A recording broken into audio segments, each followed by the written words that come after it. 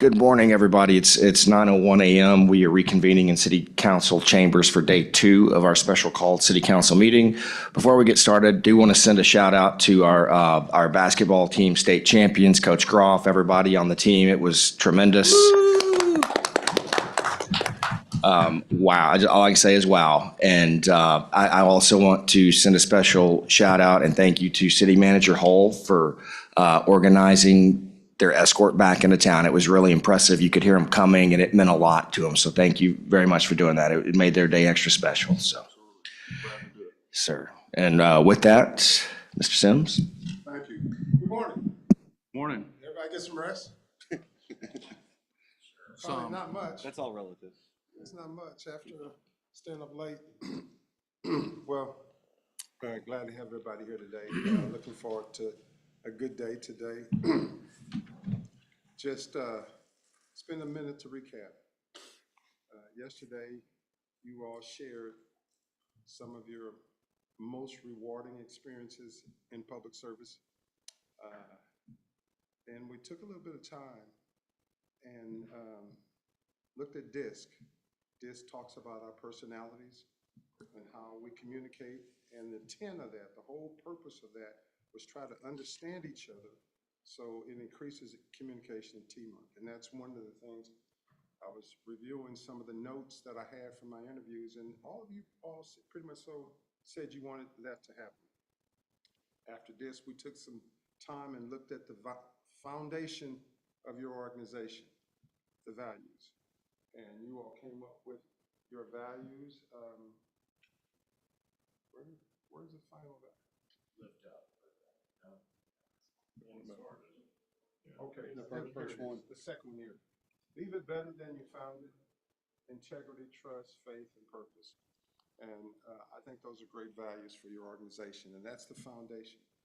And after that, we went in and we started discussion vision. We did that sort of phase 1. We're going to take that and the things you all did, big picture, shared a lot of things. We're going to group those into categories: public safety, public works, infrastructure, economic development, and community development. And then from there, we're going to prioritize those and put some meat on the bone. So that was yesterday. This is what we'll do today. But before we get started today, I want you to just go around the table today just to start us off. If you would just share what you love most about Kennedale, what you love most about Kennedale. You started it yesterday, Mayor. If you'll start it today, what do you love most about Kennedale? I like the small town community. One of the biggest comments I get is, Jeff, you're everywhere. Well, I'm everywhere because I like to be everywhere in town. I like to interact with my neighbors and people across town. I like talking to the old families. I like talking to the new families. And so that's what I enjoy, is being in the community as one big kind of group. All right, Mr. Michaels, what do you love most about Kennedale? Well, being my whole life here, I mean, I've never really thought about ever moving from Kennedale, because I started, where everybody was in high school from freshman to senior year. You knew everybody, so, and I still have those connections with the people that I went to school with and the families that are still here in Kennedale. And to me, that's what makes Kennedale, is it's the family. And so I guess basically it's the community. I mean, it's the people that live here that, and I know we have a lot of people that are moving in for that same thing. But when you lived it your whole life, you don't want to go out to another city and just start over. So. Good. Mr. Gary? Not to reiterate, but it's a small town community that's in right in the center of a big metroplex. Yes. I mean, the job market, economy, it makes it easier. I'm very blessed to, even before I came on the council, be able to come and speak to Daryl, or it's easier to come up here and communicate with the police or whatever about issues you have in a big surrounding close to metropolitan economic growth. So that's what I like about it. Mr. Glover? Where else in the metroplex can you go to speak to the city manager without probably appointment or get from there and get a response back on what be your email? You just have Yeah. Even Todd Carlin, so if they're our nearest, biggest cousin, who's our Mansfield, you're not gonna get that. So, I mean, that's what makes us special and unique in the larger geography. Ms. Kovac, what do you love about Kennedale?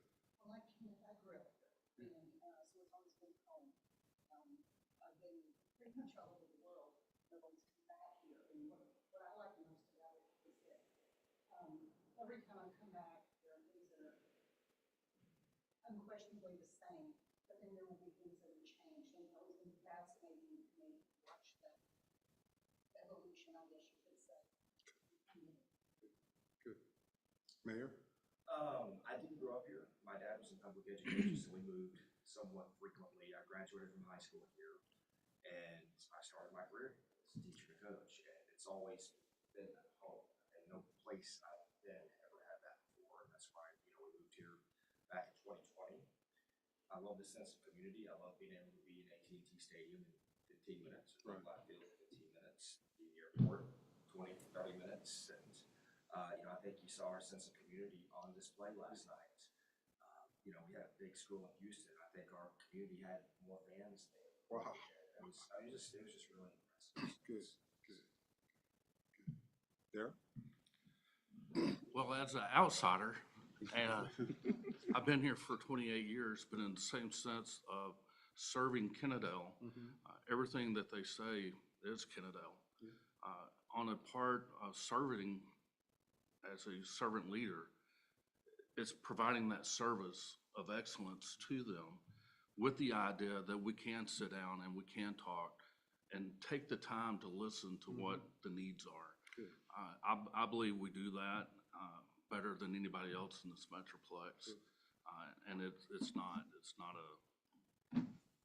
something that's unique and you just don't get. Darrell, you're wrong about one thing. Your 30-year anniversary is coming up this fall, It's coming. not 28. It's, Wow. Can't count. it's 30 years. It's all right, I'll count for you. I had somebody look it 30 years. That's a long time. He gave me my first up. deserving.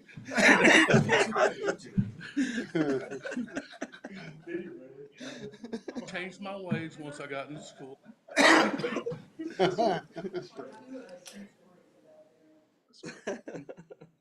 Well,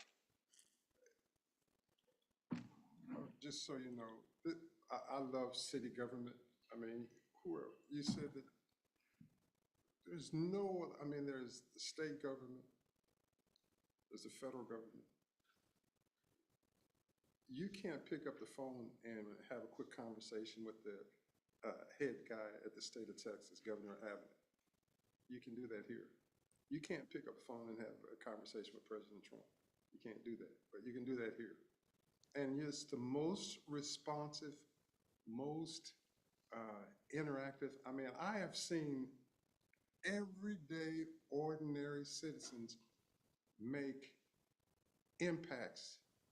I mean, we're a city that I worked in I was born and raised in the Kansas City area, big Chiefs fans. But we had a citizen that was influential in getting the council to spend millions of dollars. It's just nowhere can you do that. Just a John Doe everyday citizen. So, I mean, this level of government is special.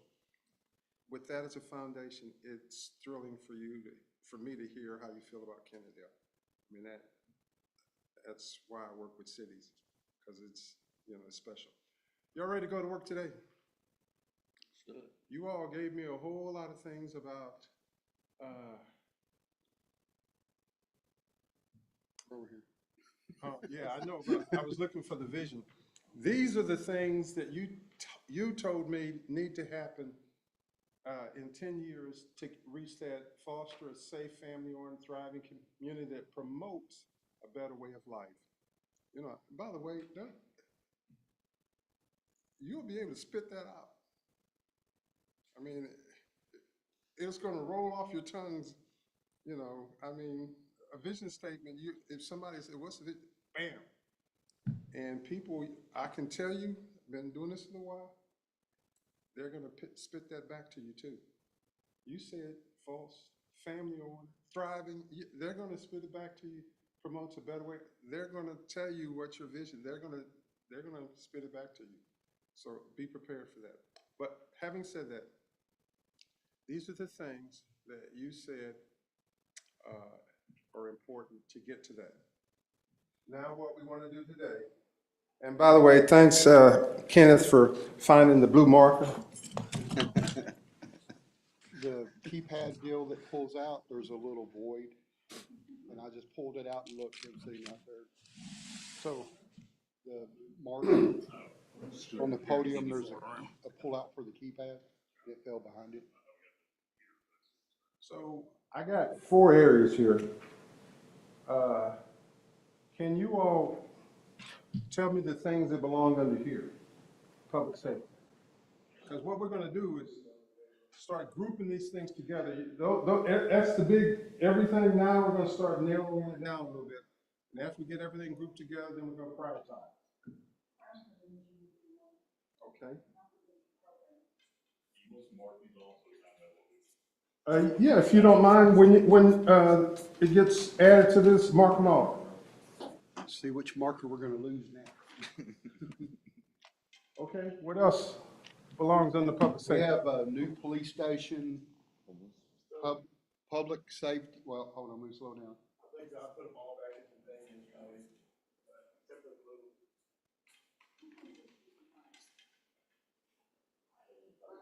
Public safety infrastructure, which, I mean, that's, kind of goes hand in hand with the, Expand our fire, well, we are expanding right now, but expanding to the south side of town. second station. Secondary, station, that one over there, you want to call it?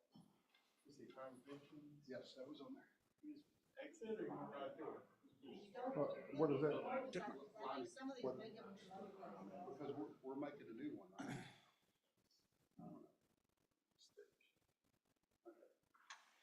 Yeah, that was kind of a brainstorming yesterday. Public safety infrastructure. Lighting in public parks and neighborhoods. Mhm. Public safety. It's also gonna fall under infrastructure, Okay. because some of these are going to fall under more They're place. gonna fall in both categories. Of infrastructure. Okay, y'all tell me where you want it, because Addressing homeless issues should be public safety. Are these the only 2 options? No, there's more. Okay, look, community one, something else. underneath here is an economic development category. We'll get to that. And that one says community And development. then community development. This is a simple way to categorize about everything that cities do. It's public safety, public works infrastructure, there's economic development, and there's community development. So if we're gonna put them in 4 areas, and then we're gonna prioritize some things. Okay, so what, Homelessness, and that is more community. okay, I said it could go, but it could go in other places too. Yeah. Personally, I hate that we're now criminalizing as being homeless, that this is it right now. Okay. And make choice in other factors. I don't want to talk about homeless. I understand. I think also we have to keep in mind that with the homeless issue, often are dealing with mental health issues. So it's not necessarily criminalizing as much as it's ensuring the safety of everyone who is maybe addressing that. For us, it's the resources. Right. How do we provide that resource? You and I have talked about that. okay. One more thing real quick. So, I know you guys are talking about lighting. That would be although it's public works infrastructure, it's more of a public safety concept, because that's the whole purpose of lighting. Okay. The lighting is to provide that safety. Public, so what does it say there, lighting? Street lights. Public places and neighborhoods. Lighting in public parks and neighborhoods. So, public parks, we're gonna put under community development, because community development, that's trails, parks, all that kind of stuff, So so. lighting in public areas and neighborhoods. Let me just put, lighting in public areas. Well, I mean, you're talking about like people playing up the streets in dark community at night. That's kind of, Well, that, it's kind of public safety. Yeah, Spring Branch. particularly my view, I look at it, everybody goes to the dark to hide. Everybody goes to light for safety. Okay. All right, what else in the public safety?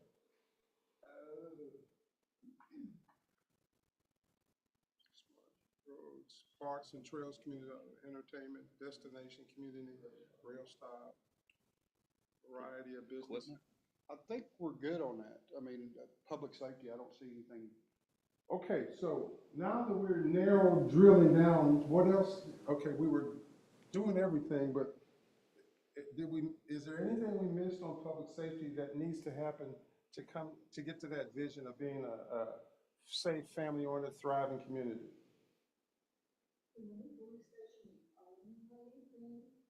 Well, that's what I'm asking, so. Well, I mean, I look at, Chris brought up about building a second station on the other side of the railroad tracks, but when you look at our response area with the fire station now that we're fixing to remodel, if we built that bridge, to me, that's public safety bridge. This is you'll need a second fire. Right. But you're also looking at 40 million compared to 20. 10, 12. 3 to 5. 35 for new, Yeah. 40 mile this one for 8, 7. Until we put it out for bid and then we get it Well, back. Well, there's a different concept of what's taking place. We're adding 10,000 square feet to that. And with a remodel, so it technically is doubling its size. But if we put a secondary, we don't need 5 bays. We don't, yeah, you're needing one for an ambulance and an engine. I mean, there's a lot of different things that changes. You don't need say a conference room, you don't need a Training. A meeting room. You just need, Because those things would be at your primary. Right. as Right. opposed to secondary. I mean, just the technology side of it drive. Should we add the second fire station just in case something happens and Can we- the bridge gets Bridge, delayed? I mean, right. you're saying 10 years. We want to get in that? Well, I mean, we're gonna put it, this is aspirational, we're gonna prioritize this, and so that might be on here, but it might not be the top. Sure. Okay. Well, maybe just. Well, I would say yes, a second fire station would be a priority for a couple of different reasons, not just for the city of Kennedale, but the other side of it, we can partner with Tarrant County, fire marshal, I'm not sure what they're called. So they have an interest in that same concept. response. So we have land in strategic places already within the southern end. So it would be more of a partnership that we can share. So that would be more like an auxiliary station. Yeah, it's probably just Yeah. for the unincorporated. Yeah. Truck is stuck behind the train, they can get back here. One thing too to mention is, I know in the original budget, the police department has asked for remote monitoring capabilities in the solar park, like that, and it's this week, so that's something too from a public safety standpoint, I think also. And kind of this is smart, how do we better leverage our resources, Kansas Park also serve to monitor public areas, locally, and respond. Security cameras. Yeah. Cameras throughout the city. Or just I mean, intersections. to- When you say that, I think when I took the tour at Mansfield's dispatch, their public works, it's not the police, but it's public works has their major intersections on cameras and it's in their dispatch. So if they get a 911 call, they can pull it up on their computer and say, yeah, I got 2 cars, no one's walking, smoke showing, and then they can relay it to the fire and police responding on it. So it's just an extra eye. But even then, they asked us if we could put a camera on QT.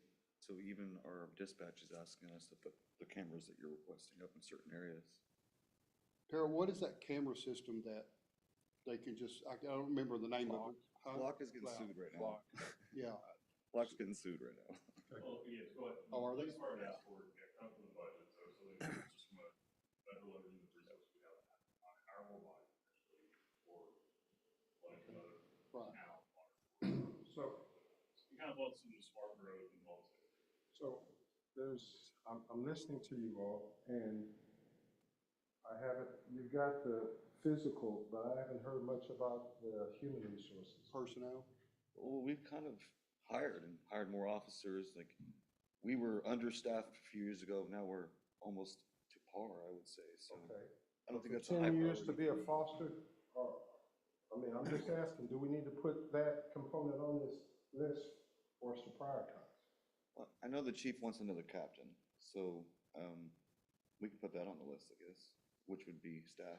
Let me, if you don't mind, I'm gonna go back to the police station just for a second. So if we're projecting for the next 10 years, our remodel that we're doing with the police department should get us to that 10-year mark.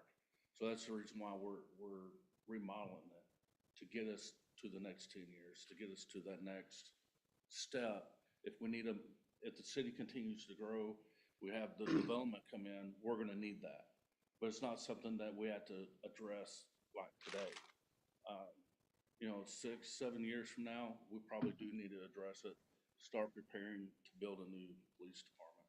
But, that was the whole purpose of remodeling it today, is to get us prepared for the next 10 years. Okay. So I don't know if it would necessarily be a priority at this time, unless for some reason. We don't want to prioritize it yet, so, okay. But it would be Hold- part hold- of the 10-year plan. Yeah, let's hold it. I want to get before we start the prioritization, I want to get everything on here. And then we want to get into the priorities. Just hold that just a second. Staffing, Maintain proper public safety staffing or something like that. I mean, is that important to foster safe family and thriving Yes. community? I would say yes. Okay. I mean, I saw it, but I haven't seen anything about the staffing component. Okay. We got to get all these things on there before we start prioritization. I just kind of thought it kind of went hand in hand with growth, as the growth, I mean, because there's, it's called Daryl Chief, a formula like for the population, how many, people you have, means you mean this many officers. Okay. Do I have everything that needs to take place for public safety in order to get to the vision you have for your city? Safe, family-oriented, thriving community that promotes a better way of life. So sidewalks, you public safety or public works? That's probably public works. will do it. I mean, Golf cart class? The only thing I can think on public safety, it'd probably be within the next 5 years, but we're doing about a 10-year deal, is the ladder truck. Yeah. For the fire department. Okay, so public safety equipment? Equipment. Okay, that's,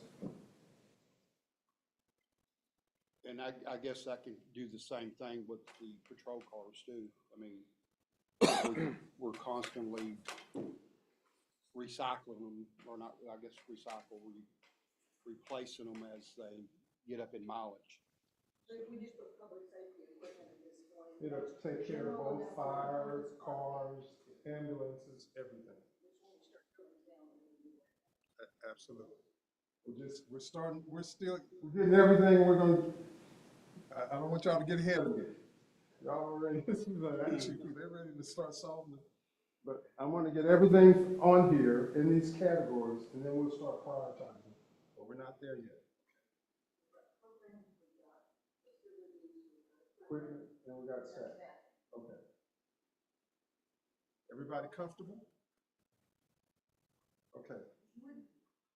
And this might go with crime and fire prevention programs.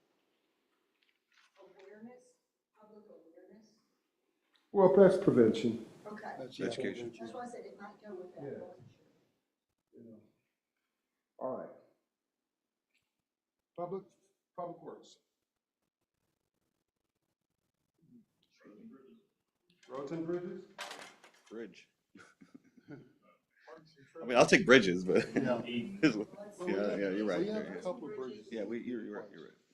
Parks and trails. I'm just worried about one. Parks and trails, I'm gonna tell you what I'm gonna do with parks and trails. I'm gonna put it on the community development. Parks and trails. No, not yet. Don't mark it out yet, but what are you doing? I'm gonna put, Put a marker on it. well, I'll put that under parks and trails. Go ahead. There you go. Now you can mark it out. I'm not third grade.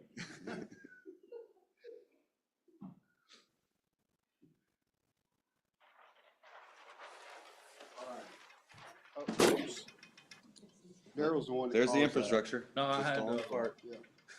That was Alan's fault. Yeah, that was my fault. They're a little big. Some,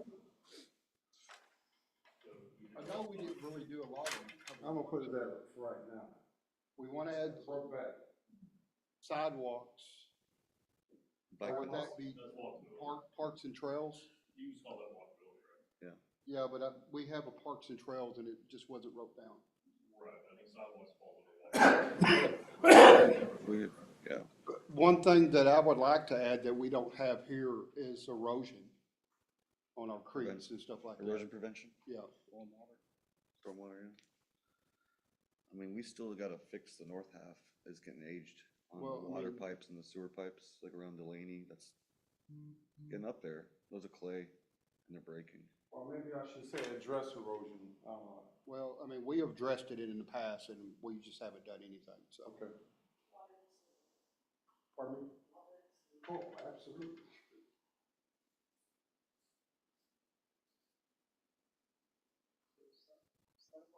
You can't grow without that. This is critical. Okay, water and sewer. I would just use sidewalks slash walkability and we'll cover that. Let me go back to water and sewer real quick. Obviously, I don't want to send the wrong impression to Arlington as the city grows.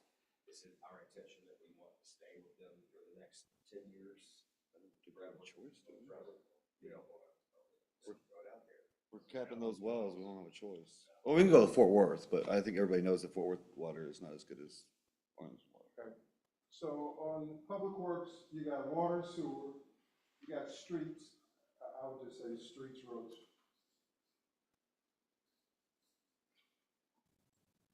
Streets, roads, and bridges, okay. Sidewalks, slash. Golf carts. He's about Buc-ee's, I'm about golf carts. I mean, it's just, e-bikes are getting big right now. I know we have erosion prevention, but I want to do something with storm water itself.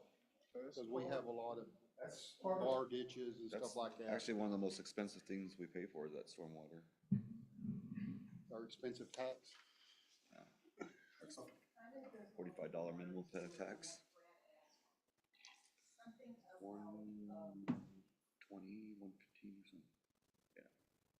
agreements with Contracts. neighboring contractual agreements. Interlocal agreements? Is that interlocal might be. ILAs? Yeah.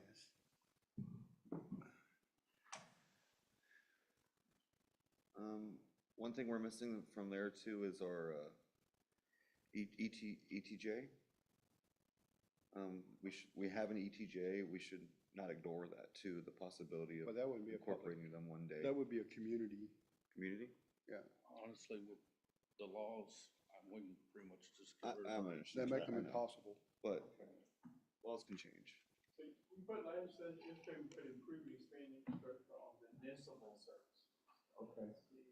Municipal service is broad as can be. I mean, that's, Again, staff. City hall, fire stations. Rail stop. rail stop. That's what.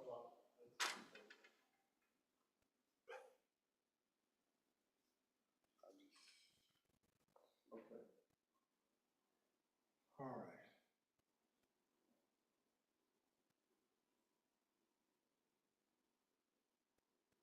Again, staffing and equipment.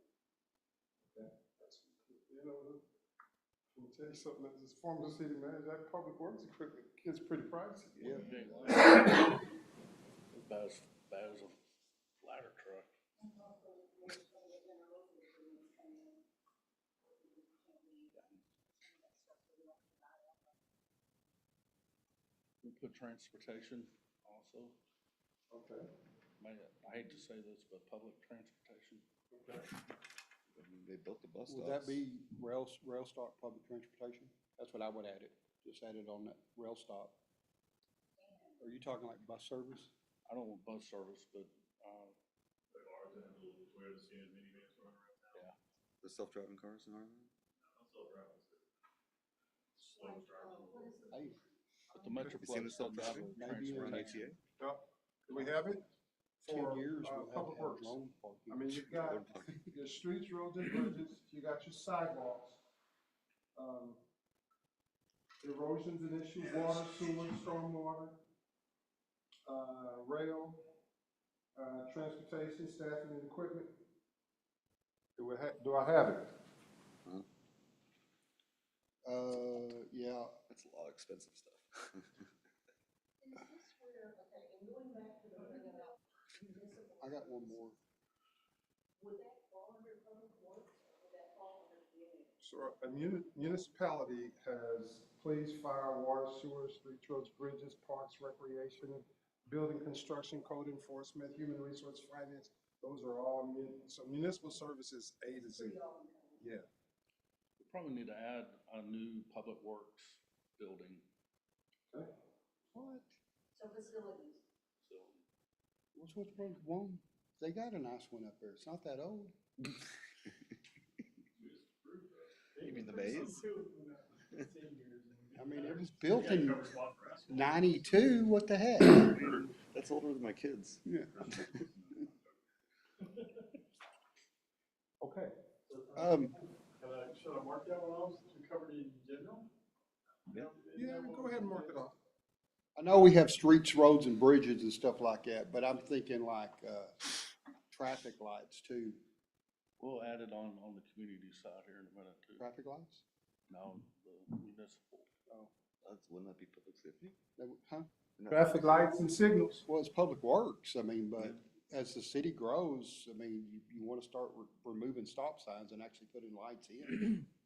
I'm gonna put this down here, traffic lights and More signals. roundabouts? Bigger. Kind of, change the contract with our crash services like that, and see less than years.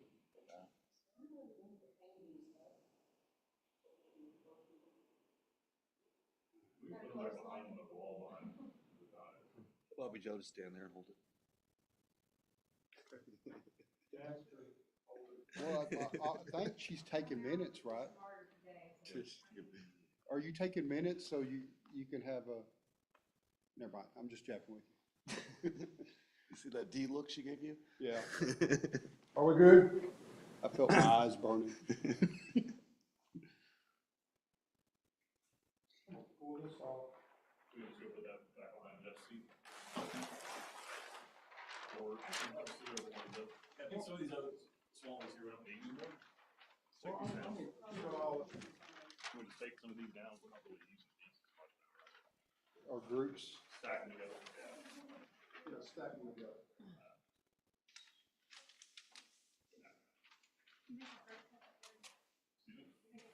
You know, one of these days, I want to be a master secretary.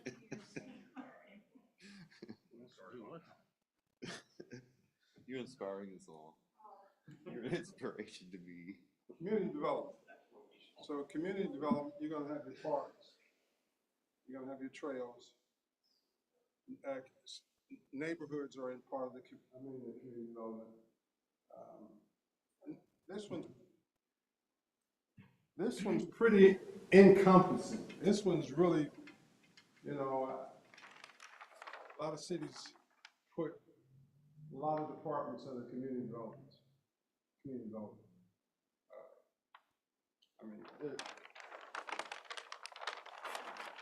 So this could be a couple pages. Would this be where community partnerships would go? Because that would encompass. Everybody.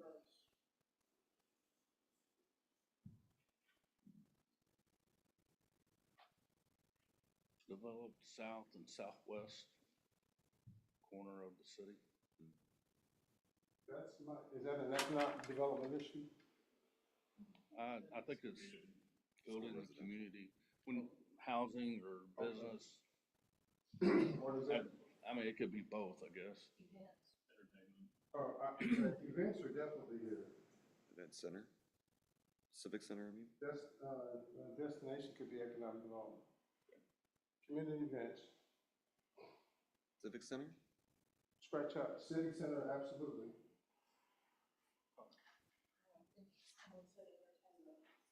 That'd be community or economic development? It'd be vote. I mean, arts and cultures is a core of any community, if you don't. Arts and culture, Keep it dead. is that on there somewhere? No.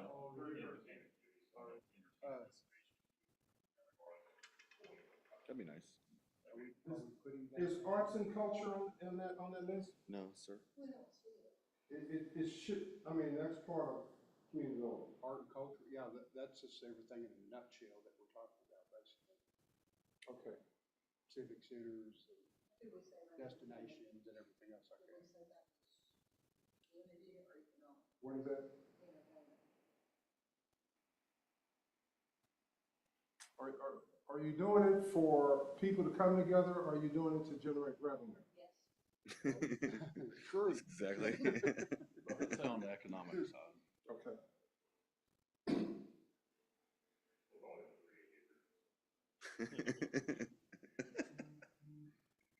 So, you got parks, or how's your senior center? You got a senior center, is it It's, 10 years worth? No. Senior center? We're building one new senior center. Our seniors, I don't know how they're here, but they are real active, boy, they vocal. Somewhat of a vision. Library services is, that's definitely key. You're absolutely right. Library is all part of that. The idea is maybe to put all that in the civic center itself. yeah. Have a community resource which would house library. You don't have a recreation center? That's, civic center would include that too. Okay. Civic center, slash recreation, slash seniors. Is that, you wanna put that seniors in there? Or a Yeah. separate building? And library. Oh, we got library services. Okay, okay.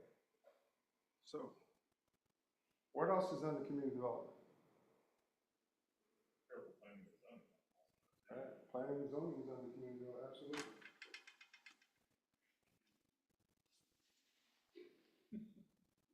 Oh, here. I guess, these are, those are the city. About time.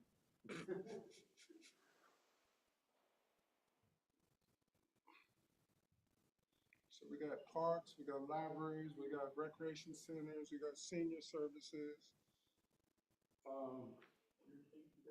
We have entertainment and destination over here, but it's, I mean, I think we kind of covered that with, well, economic development, yeah, okay, that makes more sense.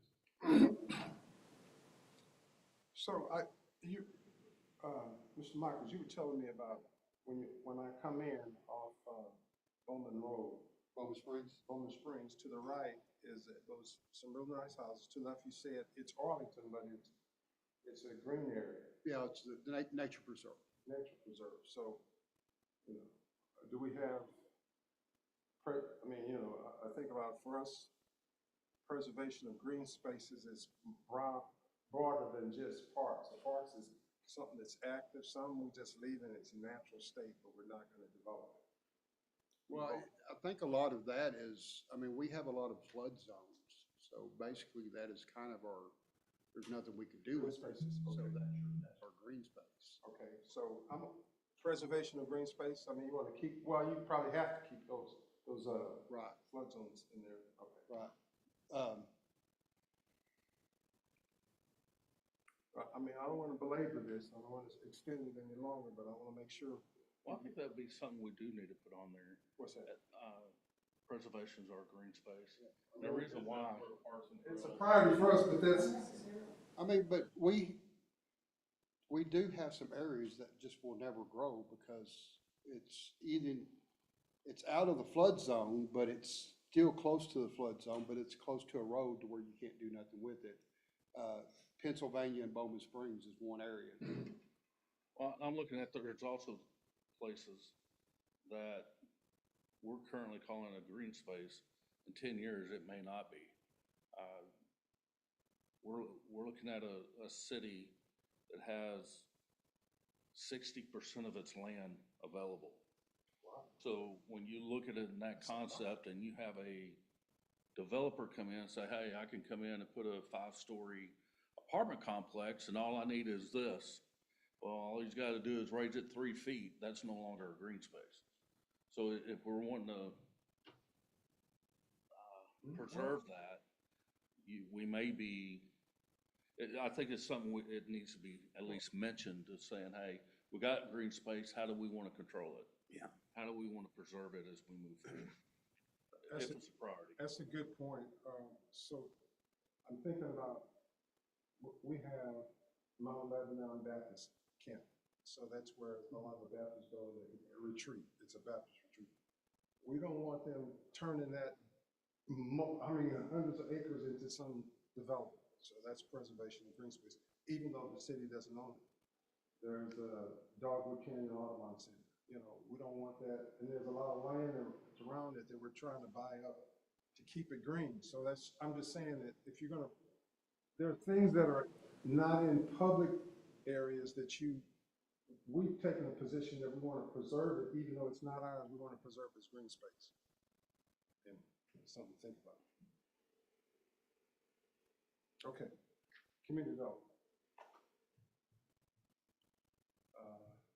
Libraries, we've got. So building construction, code enforcement, code enforcement would fall under public safety, but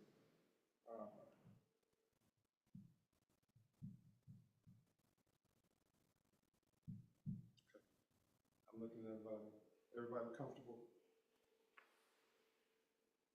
I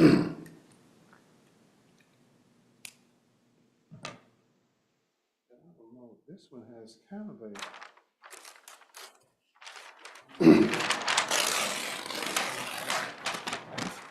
Okay, now we gotta get into how to pay for all this. Where's John?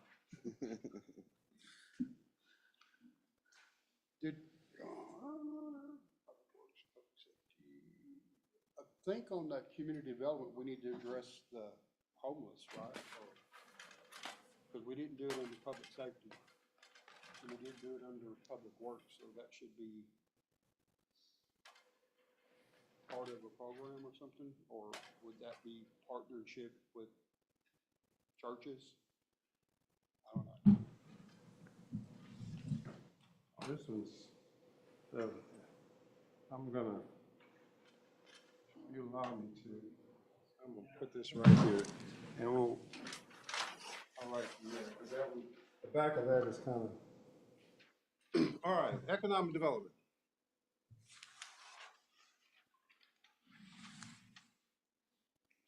Increase the supply of rooftops.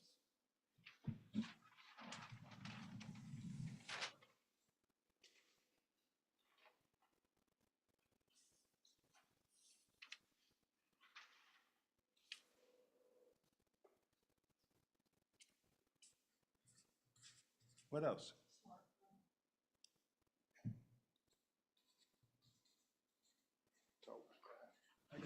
What is it? I was like, I think I'm supposed to be doing something.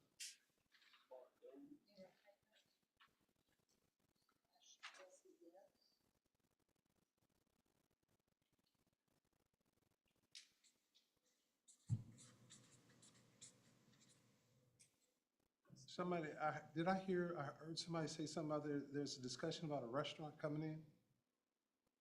Yes. Yeah, so, I mean, they generate. Could be, I think that's gonna fall under Destination. encouraging variety of business.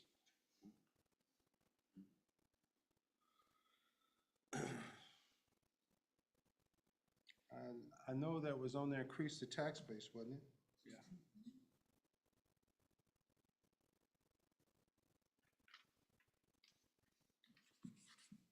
One of the things that I don't know, because I haven't looked at your budget, but one of the things that encouraging a variety of businesses, that's.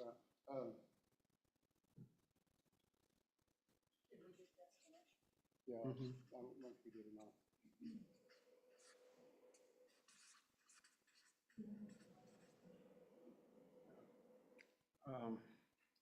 Now, in addition to increase the tax base, I haven't looked at your budget, but one of the things that it's not uncommon for cities that don't have the tax burden is borne by residential. And when you bring in a little bit more commercial, it shifts it away from that residential one to that commercial. So that's one of the things, as a suggestion is shift the tax base or shift tax burden from residential to commercial. That's not easy. And the question is, what is the appropriate level? But let me back up. I should ask, do you want the tax burden to stay on residential, or do you want to shift it? I'm making a comment. I shouldn't have said that. It's what you want. If you're comfortable it being on the residential, then that's fine. But that's a question, It's always been the city's goal to shift it okay? to that. Well, that's the idea of adding more rooftops. We'll Wow. get to a point where, you know, we can shift the sales tax over. Is everybody okay with shifting it? I don't want to put that down, because that's a question, because some communities may want to just stay residential. That's a big, I think there might be a misunderstanding. We're more rooftops than residential than we are commercial right now. right, more rooftops than commercial. And so what I'm saying right now, rooftops, residential is bearing the burden of your service delivery. And if you want to keep it that way, let me, you know, But the way I look at it is the wheels have been put in motion years ago to become a bedroom community. So when businesses, big businesses coming in, like big box stores, you know, our city at the time was making ordinances to keep them from coming in the city. okay. So they started going that direction. Well, as throughout the years with different councils and stuff like that, and even this current council, we know we need to shift it to take the tax burdens off the citizen. But how long would that take to develop, you know, and it's economic development. It's, you know, it's to push that to get those big business, you know, we joked about Buc-ee's yesterday, you know, That that's would $1 definitely billion shift it. in tax revenue. Yeah, coming that in. definitely shifted. Yeah, so that would definitely shift. Yeah, I guarantee you it $1 million was a shifted. month. So I think it's, yes, one is just, but it goes hand in hand with smart growth. Smart growth. So just letting them walk out on Yeah, and that's what we, thriving community, safe, family-oriented. You all, I love the fact you all put families first. That's really good. Thriving community. Community is, you know, your residential, your commercial, it's your faith-based nonprofits, your schools. I mean, all those make up. So the question is, and it's a policy question. This is not a, it's not for Daryl. This is a policy question, whether you want to keep the existing, when you have all this stuff that you want done, who's going to pay for it? Do you want the residents, the residential to pay for it? Or do you want to try to get more commercial to shift it off the residential? That's a policy question. Would this also be something that's not here about, carefully crafted, creative agreements? That's more in the implementation. I mean, that's how you're going to get it done. We're not in the house thing yet. Just a little off topic, can you tell us your experience of going from a transition from residential base to a commercial base? What helped create that transition? Well, so we were in a community, it's so similar. We had no commercial activity. And it was just strictly residential. Cedarville. And I'm pretty sure it tracks a lot of other cities. We had a developer come in, a tract of land that was old dump site. Wanted to build a shopping center there, but it was adjacent to a neighbor. I was interviewed by the Dallas Morning News. I said, I'm gonna do everything in my power to make sure this development happens, because I knew it was good for the city. Front page of the newspaper, it was on there. Alan Sims said that they came to a meeting, almost 100 of them. and they were screaming, they were all, it's like they wanted to lynch me. So I made that statement because that subdivision was next to a creek. It was the creek, and they were having some real bad erosion problems. So they were like, no more, because when you build concrete, what does it do to erosion? 100 miles an hour. It makes erosion worse. And they were like, no way. They screamed, no way. But the council, we listened to the citizens, and that's why I was telling you, it's important to listen to the citizens. But what we did is we built that shopping center that is the first shopping center south of I-30 in the Dallas County, or in over 30 years. And Duncanville, DeSoto, Waxahachie, all of them come to that place to shop. But what we did do, we solved that drainage problem. We made the development fix the drainage problem. So shopping centers here, underneath is a creek that was washing out their yards. Underneath there, they put this concrete wall. Water comes in, hits it, slows it down. Then there's another one, water comes, hits it, slows it down. When it comes out the other side, it's a little trickle. So we got something that increased our tax base, that paid for our services,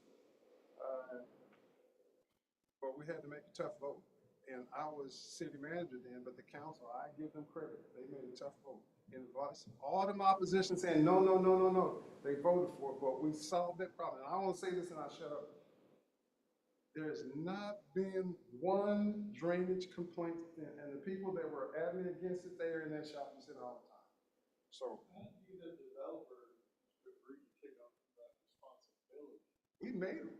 for some of those issues? Some of it be like a 380 agreement. Yeah, that's like a 380. We weren't going to put that shopping center without solving that problem. So we listened to the citizens, but this was in the best interest for the whole city. And we solved that problem. That water comes in there and hits that wall and then hits another wall. And when it's slowed down and it's a trickle on the other side. And, I'm sorry. Go ahead, I'm done. Even with communities coming in, so a housing development wants to come in. That's what your planned development, your PD does. It's very similar to what a 380. It was a PD, yes. Planned development. It was a planned development. And it was a interesting vote because I'm telling you, we had almost 100 people screaming at us, no, no, no, no, no. But we listened to them, solved their problem, made the developer pay to fix that problem. Now we got this thing that's got a Dillard's and a Barnes and Noble and all that kind of stuff. And it's a shopping center, it's got restaurants and everything. It's paying for our police and our fire and infrastructure. And there has not been one complaint about drainage since then. I'm just saying, sometimes you gotta make tough decisions. Anyway, that's what happened for us. Did we get what is that, like an audit to evaluate the efficiency? Is that what you're gonna do again? Yeah. I don't know what we meant by that. Yeah, that's I take it internally to make sure we're keeping up. We're not, in a sense, maybe overspending on personnel. Make sure our programs, our infrastructure, our IT per se, do we have the right programs in place to continue to help us grow? And that's what we have done the last year, is we have new software to get us to where we need to be efficient. As we move forward, I think we'll have a efficient audit, someone to come in from the outside to make sure we're being efficient of what we have. A lot of things that we have corrected in the last 3 years, I believe we're ready for that type of audit to make sure we're where we need to be employee-wise. Is that more different category than economic, or is, I think it has to do with money? I mean, economic is Yeah, I think it's more of a budgeting issue. I don't know if it's necessarily a. So how do we, but what would fall under a destination golf green, and like, Economic development, destination, we want to be known as. economic I development. mean, that's one way to look at it. We're also talking about like a brewery, for example. People want to go to that brewery, so they'll come from Fort Worth or Dallas just for that brewery. Let's just put brewery down here. But I'm also when you came in on Bowman Springs, you seen the golf driving range. Mm-hmm. You know, and you have Top Golf Yeah. everywhere. We almost I got mean, one. that would be a perfect place to put one of those. You're this close from getting a It's, Top Golf. yeah, That so close. that's a destination. Uh,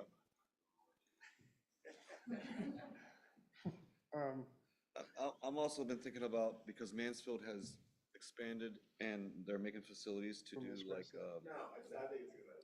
to do like movies and stuff. Like, Okay. it's possible we might have like these little nooks and crannies to do filming. That generally sometimes brings some sort of tourism as well. Okay, so I haven't heard you say the T word. Tourism? Tourism. I mean, are there reasons, I mean, what would bring, so we got Cedar State Park, and we got, the Joe Pool Lake, and, we got Audubon Center, we got a lot of stuff for people to come. Actually, our Frisbee Golf Course is one of our tourist places here in Okay. town. It's That's the what I'm top rated 9-hole course in the state. It's number 1. And people do come far and wide. Well, to what play about the here. racetrack? I mean, people come here, but I mean, Yeah, they spend money here. Advance mean, Auto was packed the last you weekend. you got it. Is there a way for y'all to capitalize on it, make some money off, get them to stay And here? again, that's one of those deals that Hotels. in the past, they did everything they can to shut these racetracks down. Okay, So now I understand that it's part of our economics, it's part of Kennedale. I'm just, And I understood that growing up, I used to go out there and play on the dirt track and stuff like that. So, go ahead. so my deal is, instead of just trying to shut them down, let's embrace them, let's encourage them. Let's let people know that, we have it, it's here. And use that as a destination point. I mean, I could see hotels going down there by the racetrack Well, and when we- restaurants. When we were growing up, if you recall, people would come in on Friday and Saturday nights for races. Of course, at that time, we had Young Ones, we had Dairy Queen. Right. We had, a couple other places, and I mean, they spend money, They were packed. they were packed. I'm gonna tell you, so my wife used to work in Waxahachie, and they have a racetrack, and it's right outside the city limits of Waxahachie. You go by there when they have an event, I mean, I don't know, are your races here, are they packed? I mean, they're bringing in a lot of people? Yeah, they do. I mean, we have the World of Outlaws coming in next week. Next week, yeah. That's a national race. So, I mean, that's, I've been talking to a lot of racing families. Get some money. I'm not trying to suggest, but I mean, I'm asking, the reason why I'm asking, sometimes it's kind of hard to shut down an existing business. I mean, you can, but it takes a while, and you gotta be prepared for legal fights and all that kind of stuff. But, it's possible if it doesn't meet the fabric of your community, but if it's not, it might be a way to capitalize, make some money off that thing. I This don't was know. a different time, but I can remember, and I won't go into details about what, that on the local radio station, of course, now everything is different. it was on But, TV. KXOL used to run the ads for Cowtown Speedway. So did, it was on the news. I always, And somebody who used to do the ads.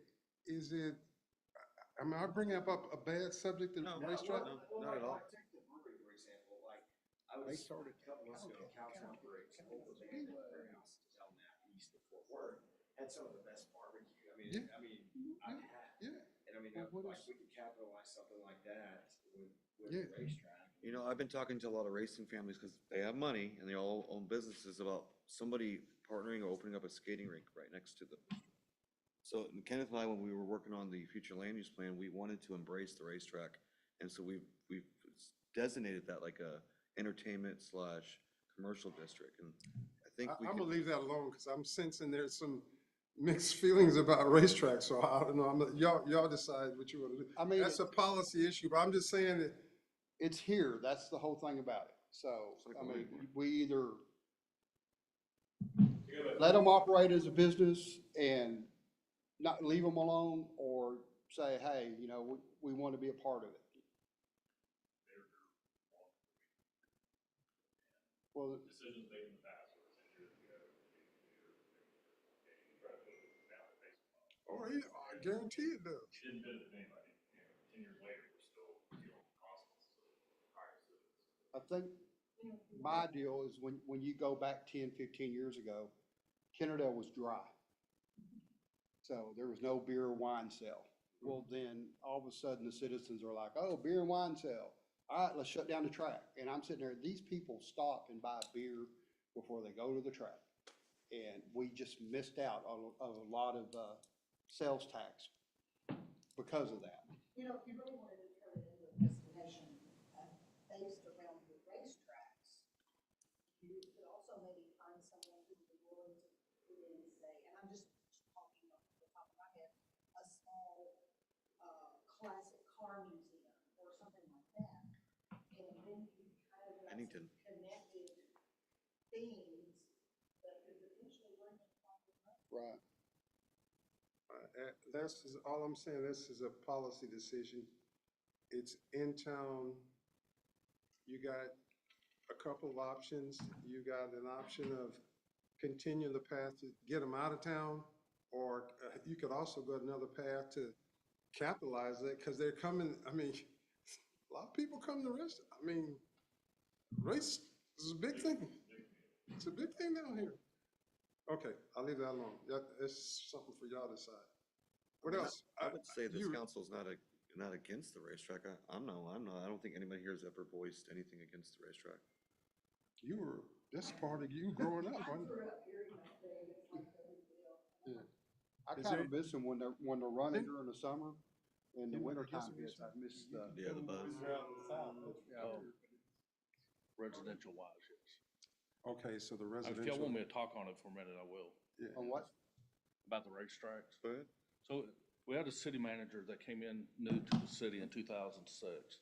I've heard the story. I'm gonna go to the I bathroom. lived the story. So with that concept, his vision and the council's vision at the time was to come up with agreements with the racetracks to close and to redevelop that area into a residential or something other than Okay. racetrack. With the Okay. tip, with the So that turns. for the next 10 years, that's what they was trying to accomplish. Get rid of the racetracks, turn it into residential. Right. So they made an agreement with the Texas Raceway, which is a drag strip. Okay, So they agreed to close down, in which they did.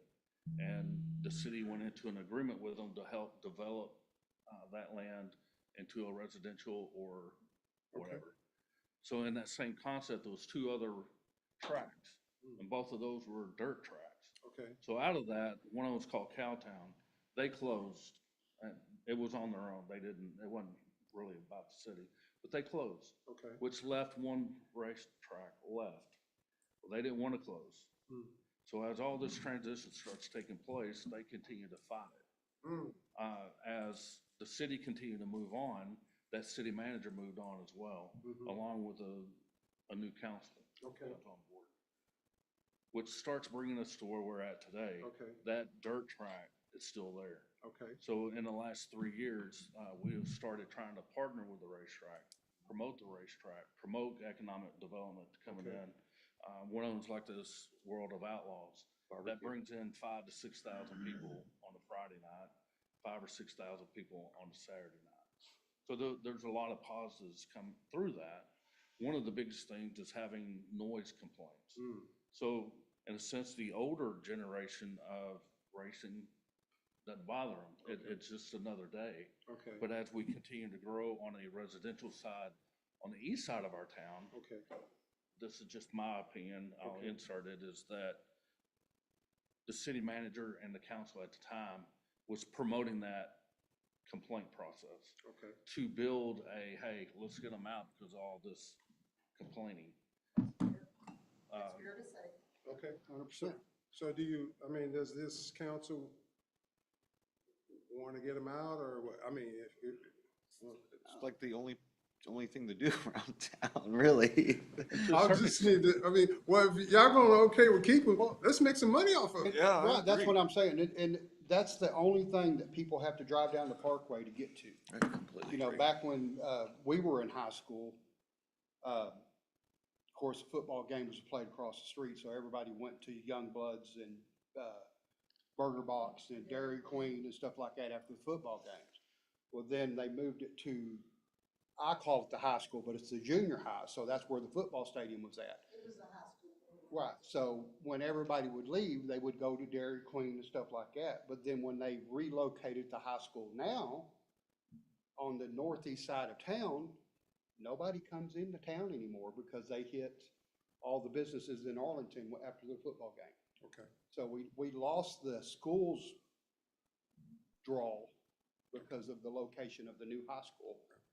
And this is the only thing that we have people coming in Okay, that actually had to drive through town. so How I'm, many of gonna- you know where Elmont, Texas is? I know where Elmont is. tell me about it, I don't. West, Tell me about it. West Tanks. McClellan County, part of Texas Speedway. It's a quarter-mile oval dirt track. Mhm. And they have used part of Texas Speedway as a huge draw. Races every Friday night. Okay, let me tell you one thing I'm gonna put on here, and I put a code word on here. In case somebody gets it, I said capitalize on existing asset. So you got an existing asset, and I'm hearing there's some interest in capitalizing on an existing asset. I didn't put racetrack on there, Yeah. but, cause somebody, But that's it. yeah, assets. Well, she brought up, Heart of Texas Speedway. They sell beer on premises. You know, it's not, you buy beer and bring it in. You sit there and it's ran by TDAC. So that is a sales that you can get, you know, off of beer sales at a racetrack. And people love to drink their beer at a racetrack. Okay.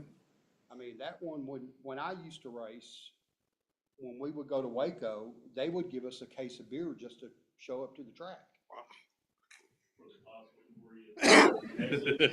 Well, I mean, but like after the race, I mean, the police. There it was.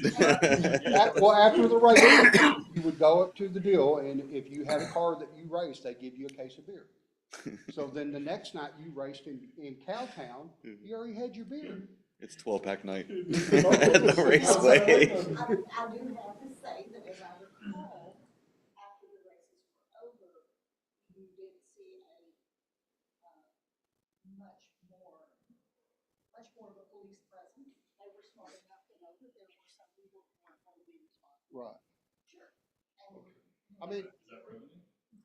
well, back in the 80s, when all three tracks were running, I mean, they actually had to put an officer at the intersection to direct traffic, because there's so many people that came to this town.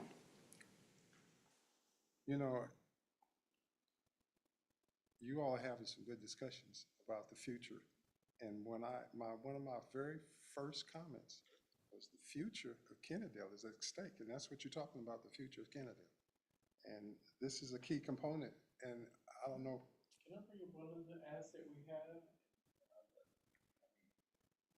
It's not my year, so it is what it is, but goalies. Mhm. I mean, I went to 3 meetings with people I haven't seen in 15, 20 years. They found I was on the council. The only thing they wanted to talk about was speed track and goalies. Goldie's is in Kennedale? Technically, Technically, I yeah. mean, well, I It's mean, Outside the city. it's out. It's in our ETJ. About this much. Yeah. But Yeah. it's associated with Kennedale. You know, and associated with that. It's not I don't 50 know the feet. dynamics. 50 No, Best I'm barbecue in the just state. saying, though, Can y'all annex it that- in? They I don't mean, want it. These are business people, you know, worth millions of dollars. Oh, man, They're just Goldie's is like the number one. You know, one of the developers is like, go down there, I would go down there every week, but. I would Yeah. fucking get there at 7 o'clock in the morning, you know? See, before it was That's Goldie's, another it thing. was tennis Rent ball. is under $1,000. You know, the Vietnam brewery place, that's the only one in the country. And they get national press. Well, yeah, they don't want to move any of that. Bill, very seriously, I What is their reason for not wanting to be? Well, I don't think it's necessarily the city limits, it's not the problem. It's their location. They don't wanna move. It's their pits, they're already located there. Their lease, their rent is so cheap. They can make a kill. Yeah, I mean, it's on the economic side for them. They don't want to make that move because they feel like they're, one, moving their location. So they're ETJ, Yes. Yes, and why can't we just? because We had the the new law. homeowner, states. or the property owner has to agree to it now. So, and that's all by state law now. We can't just go and annex. I think their property actually butts up to our city It limits, does, so it all they gotta do is just to be, request to be put into our city. And what do we need to do with that property that we get from that? And I'm being very serious. Water, sewers. Provide them city But, services. but you got 5 years to do that. If we did, right, basically. Yeah, it's not pretty far much. at all. So that would not be a great, I mean, it's an expense. Okay. But if you're looking at the potential benefits for the city, that would not be a really huge expense in comparison That's to what we would want. So why have, and I'm not attacking you, I'm just No. asking, why haven't we done that? Why We have approached them for the last 3 years. They just don't want, they don't want it. They don't wanna, they're just like. They just But don't you- want it. here- Yeah, Here's a deal, and I think the mayor wants to take a break.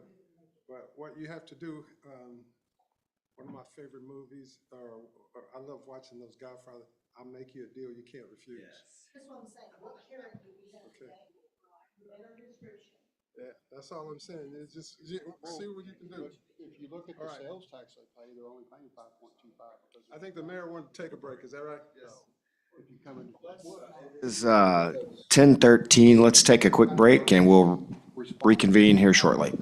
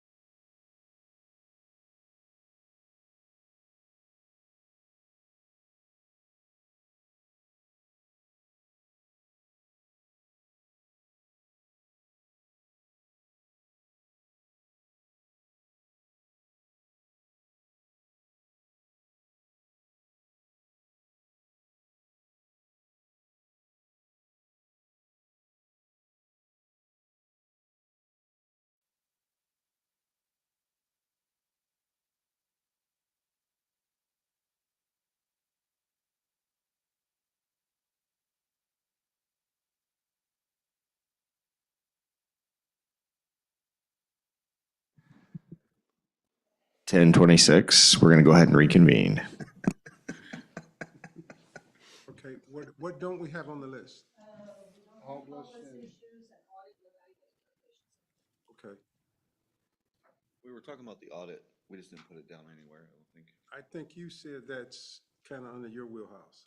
I believe so. Okay. So it's not so much a policy question, but yeah, what you can do is give him direction to, what's that? Huh? No Bucky's? that's gonna be on economic development. We can put that on there. Organizations, governments like ISO 27001, but we building up that ordinance. That may be, even if it is, maybe too big for us. There's a lot of people that do audits of every aspect of your organization. I mean, A to Z. Standard, we can say we have to put a lot of requirements for. Yes.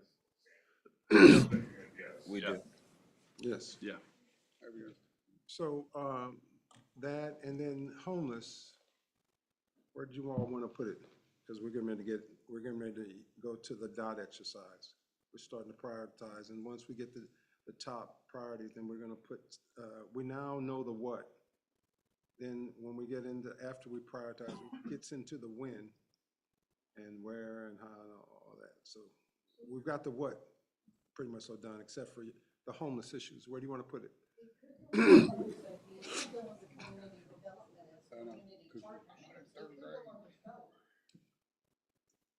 So, But it can also fall under community partnership too. so Sorry.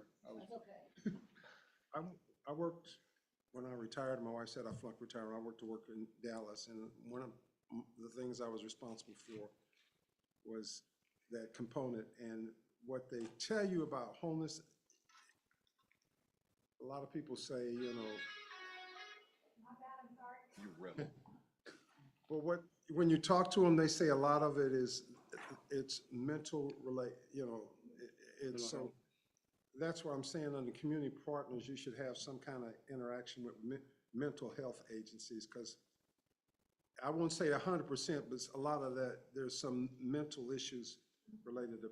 Is that under community development Under partnership. But it's under partnerships. I didn't put churches, schools, nonprofits, all that, because that's under community partnerships.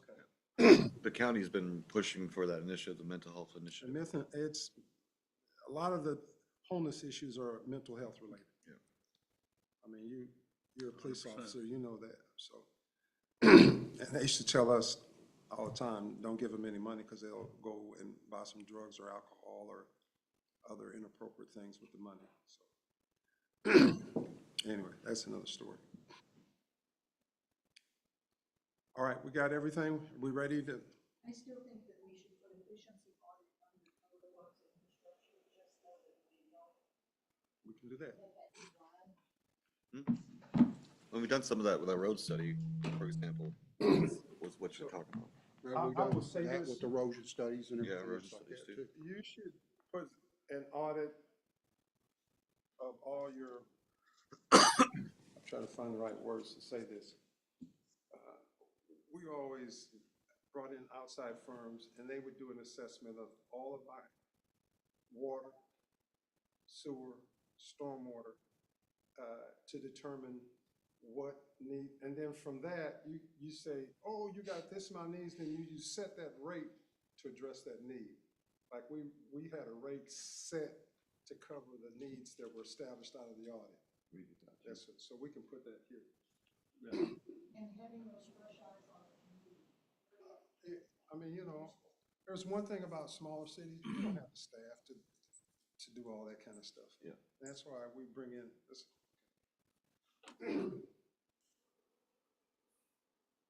I'll just put it on it. Operations.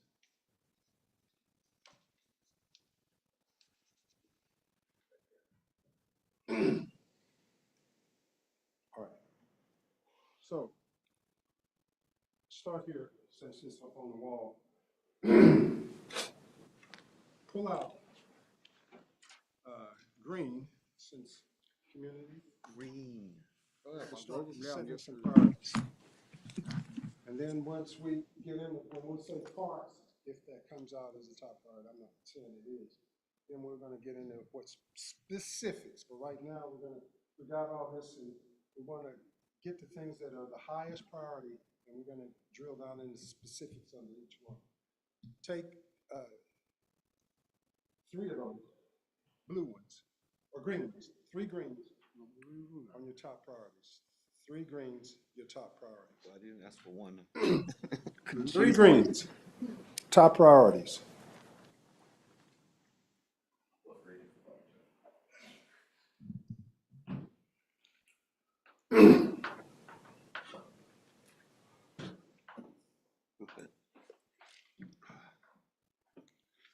Keeping it warm for you.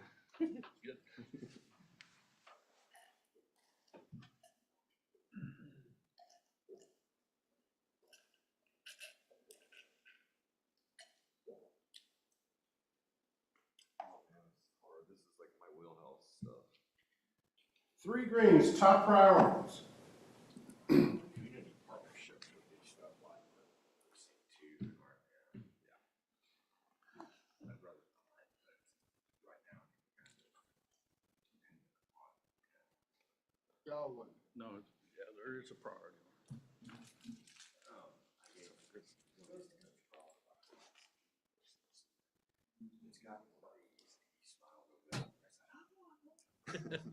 You didn't have enough? Yeah. I got a lot more, so. I saw it on the table and I stole it right away. I got my swag. That was like the one piece I was missing on here. I got everybody else. It's like an office space, you got pieces of flair. Flair, yeah. Express yourself. I'm not here, but you want to express yourself. You don't have enough flair. My first commercial I did was an Office Space boost that I did right here in Sonora. It's so good. It's so good. I have my friends beating up the printer and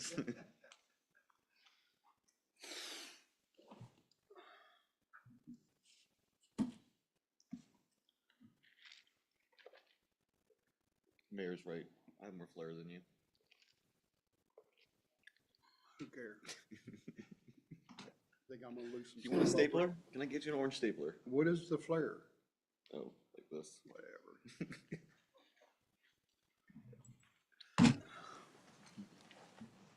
Everybody put your 3 green dots.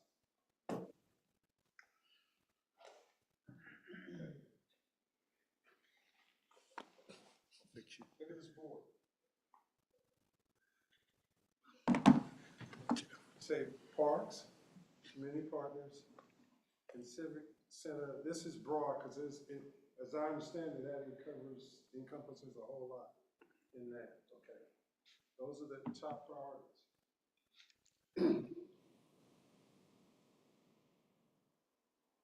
And actually, what I heard you all say, library was almost a part of this too, wasn't it? It is. Is that, It combined. I don't want to put it up here unless, Some type of teaching or environment, you know what I mean, some type of instructional. so what I'm saying, I wonder if I could, it didn't give a one, but if I could put this up here with it? Absolutely. So, hang on, the library already exists today, they already provide services, the civic center doesn't exist today, the rest of it doesn't.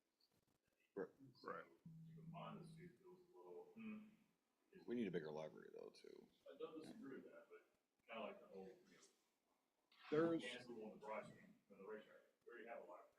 We focus on where that now, it's time. Now we're gonna go to civic center.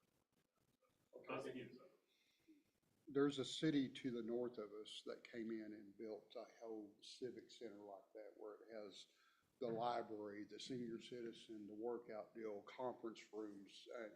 I mean, it's actually pretty amazing. North Richland Well, Hills. that North Richland Hills Yeah. did that. That place is amazing. So everything's in one location. So that's And that would be great. right. It's great. Is that what we're calling this thing? Like, is that the vision that we're trying to lay I out? mean, it won't ever be that, but that would be the dream. Says you have something to say. I do. I don't know if it's the right time, but I mean, it's just things I've been trying to work through for honestly the last month. One, as we go into the budget, And dealing with YMCA, how do we partner with YMCA? How do we get all these things that's being asked of us by our community development? So with that, some of the things that I'm trying to just put in my own head. So how do we grow? How do we build what's being presented today? So when we talk about the police department, when we talk about the library, a civic center, how do we build for this? We're on a very limited budget. So if we have YMCA comes in and partners with us and we put them into the Dollar General building, our library is growing. We already know that. We've quadrupled our attendance. Everything about the library is doing great. So we're already at our boundaries with the library. We are already at the boundaries of our senior center. We are already at the boundaries of our city hall. We're growing and we're out of room. So how do we come back and build all these things that we need to continue to serve our community? So some of the things I was looking at is one, the Civic Center. One of the things I wanted to accomplish out of this, have a one resource location, which would be our senior center, our library, a civic center, the YMCA, all the things that we offer to our community for whatever resource, there's one location for it. It is, which also will have our sports complex, what we're working on today, our trailways that we're talking about, how it feeds from our community to this resource center. With that, if we move the library outside of the library, it does two things. One, we still have a good building. There's nothing wrong with that building. We can utilize our community service, our community development, and our court to be able to move to that building, which gives us more room here. It opens up another quadrant of City Hall. It gives them a place, it gives them room to grow, it gives us room to grow. Our same thing for our senior center. The building is almost at its life. Almost. Well, the whole thing with the senior citizen, it was never designed for seniors. Well, They and didn't that's what I'm follow- saying, it's at its life. We continue to put money and money and money, and it's really not going anywhere. So when we talk about this 10-year plan, I just haven't been able to put it, and I'm just brainstorming of what I'm trying to, how do we get to where we want to go at minimum cost, and we're still providing an excellent service to our community. And I think that's one way we're able to do it. We're able to move, in a sense, right now, the fire department. So Kennedale Fire Chief, his captain, his admin position, our inspector was all right here. So we have a new fire station coming. They're no longer going to be here. So it's helped us in so many ways to, one, get the fire department what they need, which is their new fire station. Then the chief, our leadership, gets to be with his department and lead the way we ask him to lead. For a very long time, we haven't had that. Our leader has been apart, separated from his team. We're correcting that. And that's what I'm trying to correct as we move forward, even here. How do we get all this stuff and afford it? Because this is a huge, I mean, even for a civic center, what I'm talking about, you're talking a $30 million project. It's not cheap. But it's also a lot cheaper than us having to come in, build a new city hall, a new library, a new senior center, a new everything. So I say all that is there's a lot I just haven't been able to really share because I'd rather have a good plan for you to look at than we can all come in and obviously So when brainstorm. we say civic center, recreation center, are you talking about having, This is what we're getting like- ready to go from here down and here. so are you talking about like having, like the PAC, Performing Arts Center section, a rec center? They're not the two same things. You know, and then have a whole nother wing for the library, a whole nother wing for the senior citizen. So it's not really a civic center then. Well, is that what you call it, civic center? It would be a civics. I mean, it's a combination of a lot of things. It really is. It's Kennedale's version of a civic center. I'm just trying to get all of our resources, particularly with YMCA.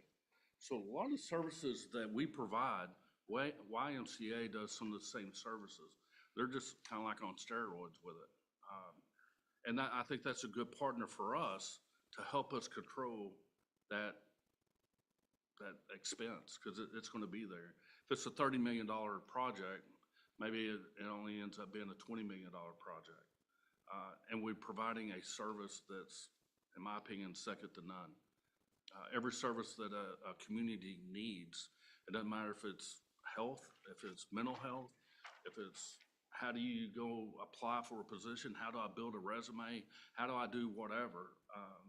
Robotics, everything that's going through our school system, everything that needs help.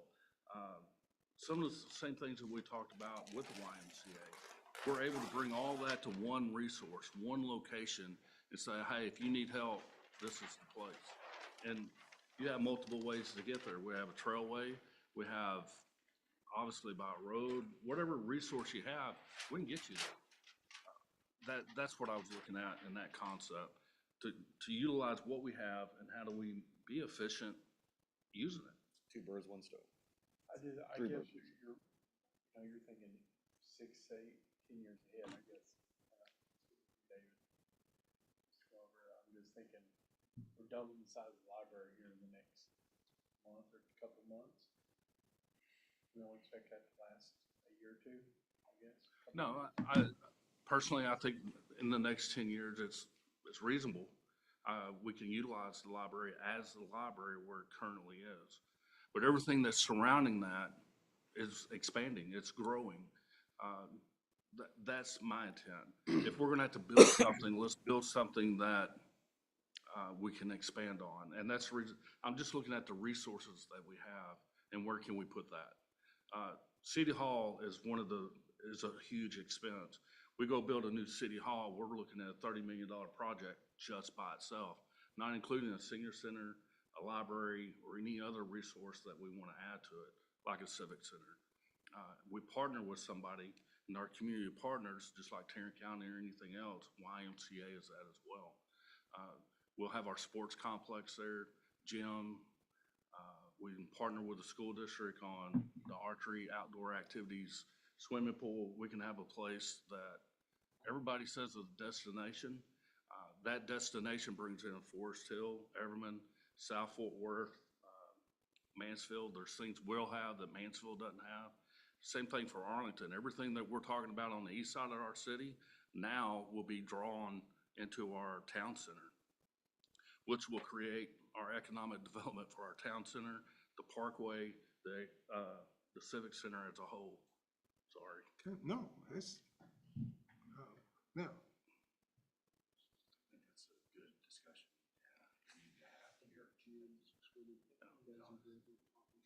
Well, there's just been so we're planning many, the future of the city.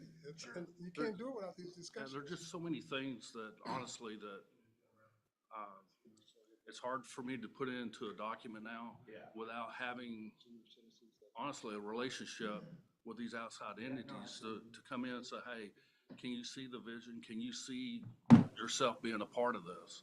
And for me, obviously, I've been working with YMCA for a couple of years now, and we've been able to partner with them to bring them into our town center to help our growth here. As we continue to move with the YMCA, it's going to build the economics that everybody is wanting. We get the restaurant in, right now, the projected to be over 5,000 people a month will be coming to this YMCA once we get it going, which is going to create that restaurant. It's going to create everything that we're envisioning to have today. And then 5 to 10 years from now, have we accomplished what we believe that partnership would be? And if it is, let's go to the next level. And that next level is a civic center that hopefully will hold these activities. In a sense, we still be able to connect our bonds that we have for our baseball fields, soccer fields, that YMCA wants to partner with us as well.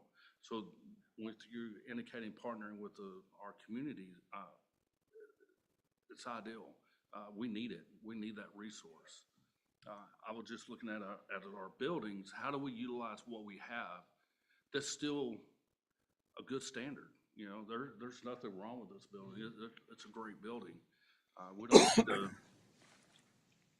we really don't need anything for the next 15 years, 20 years, if we're able to provide that space. City Hall is okay, but we already know, and we've talked about it today, is our community development. You know, we've added, we want a planner coming on. We need another code compliance. The community itself of planning. City planner, we don't have room for it. Same thing for my office. So just say we do have an EDC director come in, I have no place to put them. If we come in with the assistant city manager, where do I put them? Have no place. That's what happens with the fire chief, actually. The new captain's in the fire chief's office. Well, what's up? Well, I'm saying as we grow and we have these challenges, I'm trying to, obviously, in the next 5 to 10 years, what are our options? How do we get there? And for me, I look at it, that's a lot affordable than trying to come in and say, hey, we need to sell a $20 million bond for this. And I think this is a great discussion that we've not really been able to have during a regular night. Absolutely, it's critical. I mean, it's all a part of your developing a strategic plan. And so, I mean, I passed this out because I think it's important. You know, we're sort of still at we're getting ready to go down, land this plane, but we're at that level now is, you know, purpose and vision. Now we're getting ready to get into strategic goals and the action items. And so we're bringing this, you know, we're getting ready to bring this plane down from up here down to where we're about to hand it off. And if you notice under this, under the bottom, most of it at the top here, it says council role, affirm the vision and purpose. Then we're at where are we now? We're establishing. And we're gonna try to establish this in line that goes with the resources. So parks and trails. What do we need to do for Kennedale to reach its vision? We need to finish the update on the last park, and we need to start working on the parks that we've had in plans for 20, 30 years, Okay. which also applies to the trails, You connecting the bike trails. When you say finished parks, I'm We just did updates on our parks, so Okay. they're outdated. We have one left, basically. okay. So that'll be that's low hanging fruit. Yeah, that's exactly low-hanging fruit. We have the fund for it. We have a parks fund that has some money in it that can definitely get some of that stuff done When is that gonna happen? this year, right, Daryl? Okay, it's 2025? Yeah, that's within a year. I think we can do that. some of it. And who's gonna do that? I mean, I bug them once a month about it at least. Absolutely. Over by. Yeah, Rogers. And has the funding already been allocated for that? 2 years. I mean, we you know, so is it funding out to finish this park? Yeah, we have funding, yeah. Okay. City manager, so that's one you're gonna check off the list. We just need to act, Okay. basically. It was the Alright. next on the list is what All it right, was. what else? We need to start one of our new parks. We have 2 plots of land for projected future Okay. parks. One of them is called the Train Park that we already have plans for. It just kind of has died over the last decade. We were looking into a partnership with the train company to give us a grant to start the park and make it a train park. Where is it gonna be located? Old Town, right here. Old Town?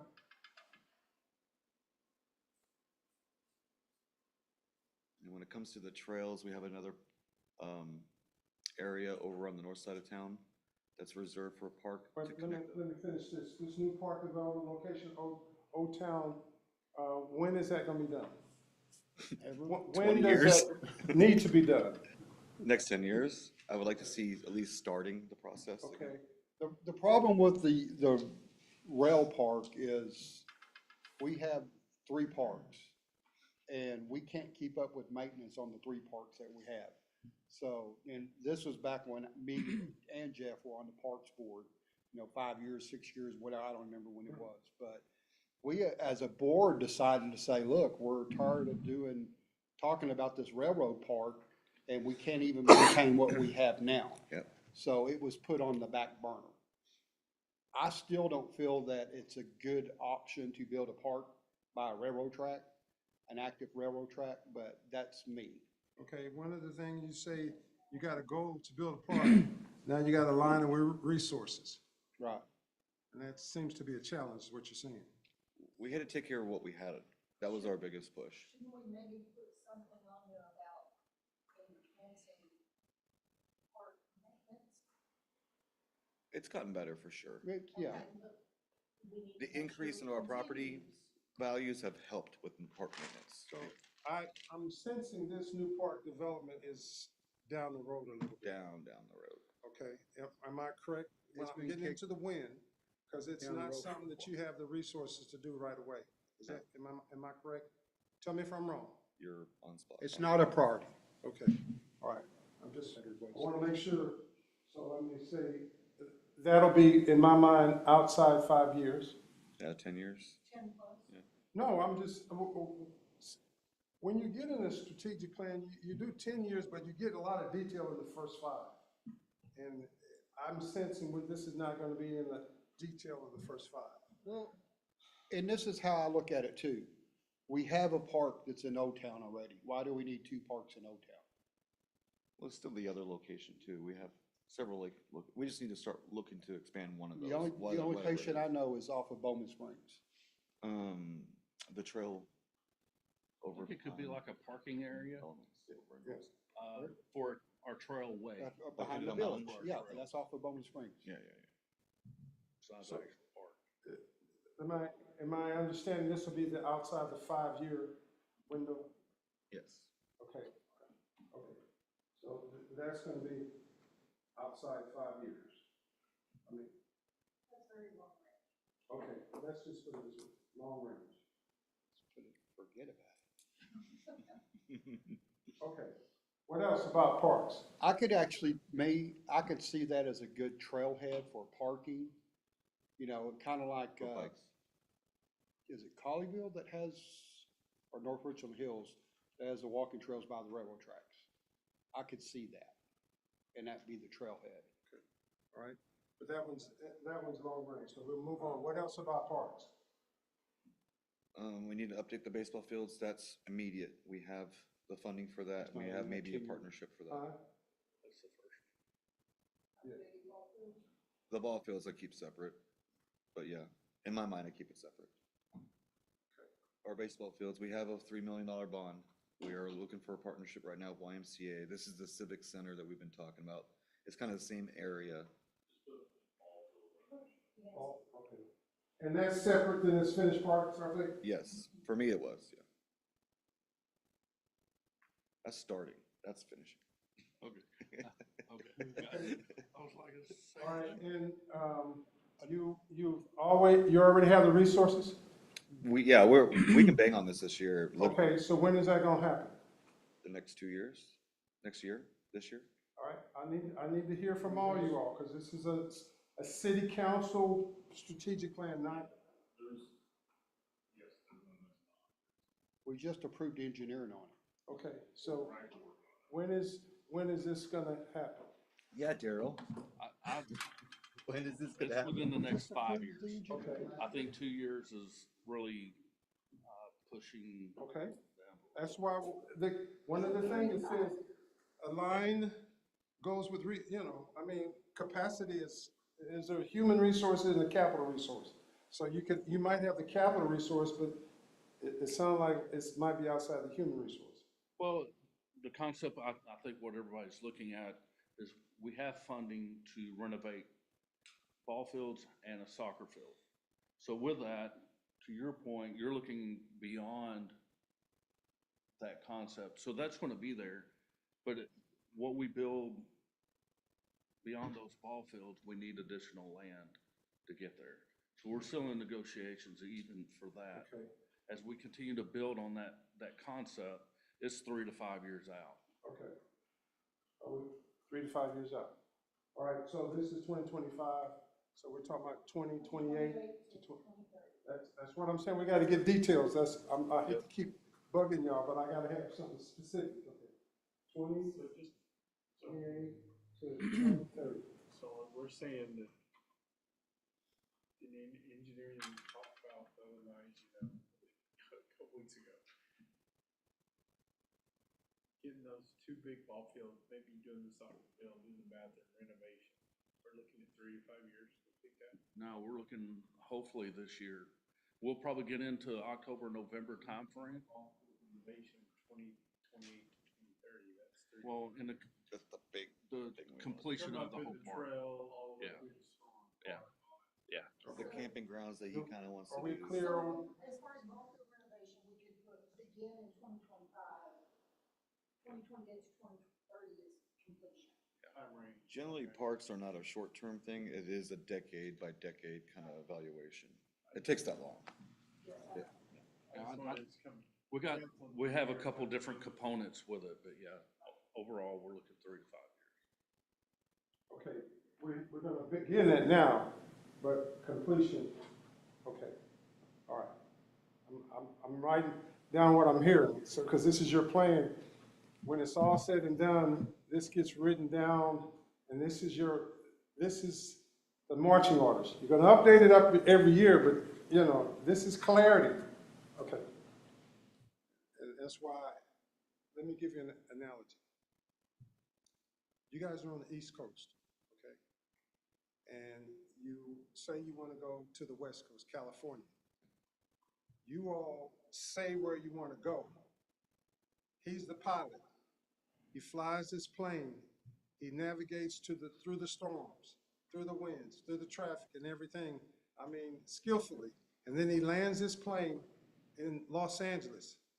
And you rip him to pieces. He says, you say, you idiot, this is Southern California. I wanted to go Northern California. That's why I'm saying you got to be specific. Because he took you to California. But that's why it's really important to get specific. Because he'll take you to California, but if he took you to Southern California, you wanted to go to, Oakland or San Francisco, you may. Okay, so that's why I'm drilling down, because I need specifics. He needs specifics, because and I've been in that seat. You're gonna hold him accountable for what you say. That's why you gotta get clear direction. All right. That's what I see. Okay. This expanding the holes, we have a 9-hole. I would love to see an 18 because. Expanding disc golf. From nine holes to 18 hole, because it's a big, you pull in big tournaments and have people come in. And that's that draw that we're Okay. looking for to bring people in so they can do. You got a location for it? Yes, Okay.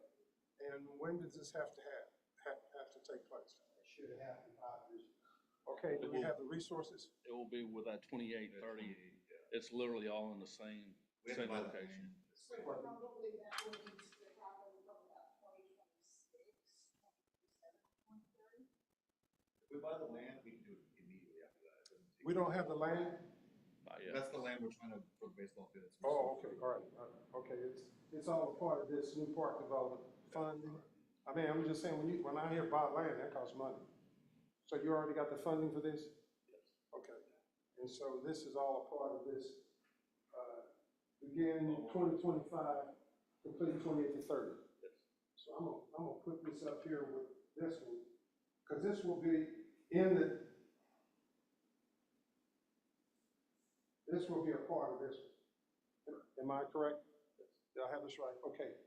All right, I'm pushing you now. Something we don't have the funding for is the trails part of it, like connecting our trails with. Okay, let me see if we're finished with parks.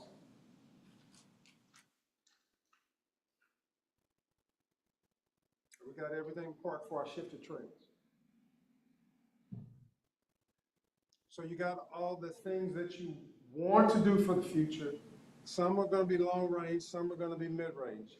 But I mean, One thing that we need to not forget about one of our parks is Snow Parkway of the Pond. And we were starting a partnership with the state to have it be a hatchery okay, for fish to go places. Okay, They just kind of put it on the back burner because of the border crisis. okay. It's actually drawing, what's the park? Ranger guy? Game warden. He's now pulled down to the border. Oh, Weeks at a time to go okay. down there. So that's a community partnership issue. Yeah. Okay. And,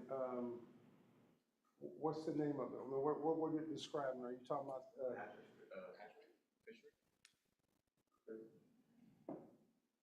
and that's hatchery? And that's, sounds like that's delayed. That's sort of, Yeah, but I mean, to me, that's not a priority because that's benefiting the state in general under community partners, not the citizens. okay. You know, I think from my understanding, they were gonna build a net system inside the park, so you could catch the fish anyway. I think it was supposed to, they put the filter out there for the pond. That was the last I've heard. Okay. Yeah. So that's down the road. Okay, yeah, the long range. Long I range. just think it should be on that list if we're gonna talk about park safety, something that could fall or fell into the cracks. Okay. There's It's only- time to shift to trails. Okay, we got all the park stuff. I wanna make sure that we know what we're gonna do, we know when we're gonna do it, we know who's gonna do it. Is that correct? We know what, who, we know when. Am I missing? Okay, let's go to trails. Is there a lot on trails, or Is there one? is there a lot of stuff on trails? No. Okay. Because they're not in trails. Okay, I can keep on trails on this. Tell me about trails. I think it's a cheap way to connect to the trail system that we're trying to do in North Texas, connect all the cities. Okay. I think there's grant money out there, especially from bike corporations or Healthy Life, federal government grants or whatever. So, let me ask you a question. Do you have a Parks and Trails Master Plan? Okay, has it been updated? Yes. Okay, so you got a Parks and Trails Master Plan, it's been updated, and so now we're just talking about implementation. Okay, but it requires, But it's not as expensive, I think, as starting the park, for I know, but I example. mean, And I think there's a lot of money out there. to okay, do so that. what I'm trying to get to, it's all tied to resources, and we should, I wanna say, pursue grants. Talk to me. For trail system, we don't have the money in-house, correct? Correct. Yeah, 100%. Okay, so, So if we could pursue grants like, Texas Park and Wildlife, FEMA grants, because some of these trails will be perfect in a creek or an area where we have erosion, so we can, two birds with one stone type of deal. yeah, we get money from the Dallas County for trail system. Right. So I'm assuming you get some money from Tarrant County. They- That's they part were of community working partnerships. On a trail system 4 years, 5 years ago, we did the same thing what you're doing here. Okay, Made a list of stuff, what we want to see, how we want to do it, how we want to get there. And we were partnering with Parks and Wildlife, I think we were there. okay, And then it just disappeared. okay. I'm just, the reason why I'm pushing you, because we got a lot of stuff to cover. Okay. All right, and so this trails, pursue grants, who's gonna pursue the grants? We need a grant writer. Hmm? We need a grant writer. We've talked about it before. Okay, but who's gonna pay for that grant writer? Jeff is. Yeah, right on my pocket. It got cut from the budget? Okay. All right, so if y'all don't have the money, It just wasn't a priority last year. It's not that we don't have the money for grant wire, it's that we addressed others. so it's a long-range issue. I think it's a short range issue. The grant writer part is short range, which everything that person does, it will be for long range projects. I understand, but to get this, we gotta have a grant writer. We don't have money for a grant writer, do we? We can contract. Okay, We have money in the budget to hire a grant, not hire a grant, but to contract On some, On yeah, some, okay. limited, yes. So is this a short-term, mid-term, or long-term issue? I'm trying to get to when, I'm trying to get to who. You gotta have some clarity on these things now. When you get down, we big, now we're getting detailed. I think the trail system is probably gonna be a really long-term deal, Okay, especially if you look at running them you concur with that? by Okay, creek. so the trail system we're gonna do, but it's a long-term issue. Tell me if I'm wrong, I gotta get concurrence. Okay. It's like a lot of, and I don't know, when Chris talked about the erosion problem that we went to, that, you know, where I jumped down into the creek and stuff like that. The problem that we have is the homeowners own the creeks. So, right, they own to the middle of the creek, so we would have to acquire land and try to figure out a way to put sidewalks in there without, you know, taking too much of their property, but that property is something they just can't use anyway. Okay. All right. We're done with parks and trails. All right, so I'm gonna move on. Community partners.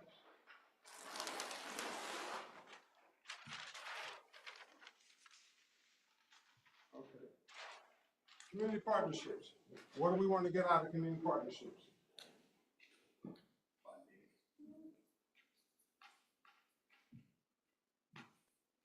You know, we're a small town with community partnerships, we can compete with kind of like the big boys, things that we need to do, Okay.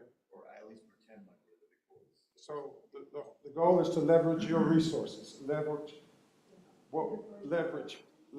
resources.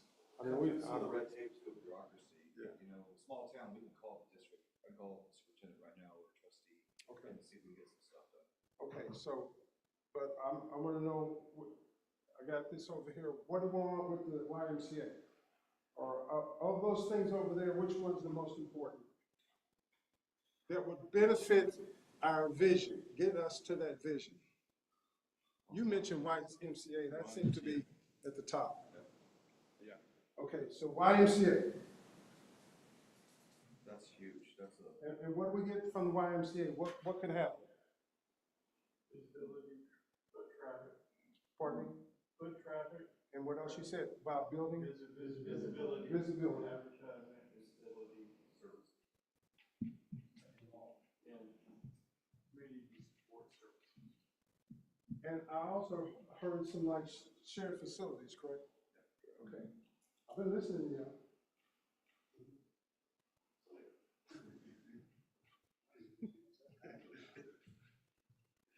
Okay. Pardon me? It could help defray some costs. Okay, offset costs. and again, this makes us stronger, and when they partner with us, they're global organization. And they partner with us, it gives us that kind of. Yeah. Yeah, okay, so help share some facilities, foot traffic, offset costs. Who's gonna talk to the YMCA?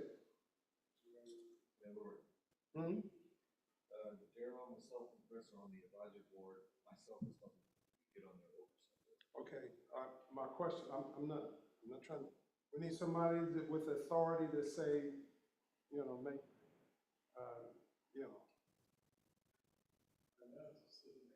Okay, I mean, you know, advisory, I serve on a lot of advisory boards and I don't have any authority. I can make suggestions, which is good. But I mean, in some things, you gotta have somebody that has the authority that when resources involved or decisions need to be made, or, Like I said, our superintendent's already on the oversight board. okay, We have myself and another local leader that's Okay. gonna be on that oversight board. okay. So you can team up on them, y'all can team up on them. So there's different levels. There's approach for dialogue, and then there's multiple people that can approach for dialogue, but for decisions, city manager, okay. And when is this gonna happen? It's ongoing. 2025, 2026. Starts Tuesday, matter of fact. So we're looking at the YMCA moving into a new facility. Okay. Which is owned by the city. So we have a, meeting Tuesday to start the concept of cost for, remodeling the building itself. So the YMCA moving into a new facility is gonna create visibility, foot traffic, shared facilities, it's gonna lower costs. And the city manager is gonna do that, and it starts 2025, and it's unknown as to when it's gonna end. 2026 for that facility. Okay. For the Dollar General? That's a going. It wouldn't take that long. That's gonna be checking off quick. Well, we're in March. I don't know if y'all noticed, nothing moves very quick. But Yeah, Okay. I mean, Dollar General March is gonna open up in April, so after that one opens and they transfer over, then that building's gonna be vacant, so it's gonna take 2 months, 3 months to remodel that building. I understand, but we still haven't even started the process. So I still have to go through bid process, get the company to come out. Well, I know guys can get on that. Okay, all right, so, but I mean, it's gonna happen pretty quick is what I hear. Any dissenting thought, this is gonna be something that happens pretty quick. That's a big move, that's pretty significant. Okay, all right, so, there is something else on there. I'm gonna shift to it a little bit. I know we got churches on there, but schools can be we have such incredible partnerships with the schools. We do so many things with our schools. We share, they have facilities, baseball, we share joint sharing agreements as far as facilities, and they use ours, we just built a big expensive library. The schools are in the libraries and we use their facilities. So schools can be a real game changer. Okay. Anybody have connections with the schools? Are you meeting with the schools at all? Okay. Yeah. I'm on 2 advisory boards. Okay, so let's move to the schools. I mean, we're in the community partnerships. And I would just suggest we explore joint areas of cooperation. Is that, we're doing it, but I would just say continue to explore. Okay. I'm just saying that can be extremely beneficial to the city.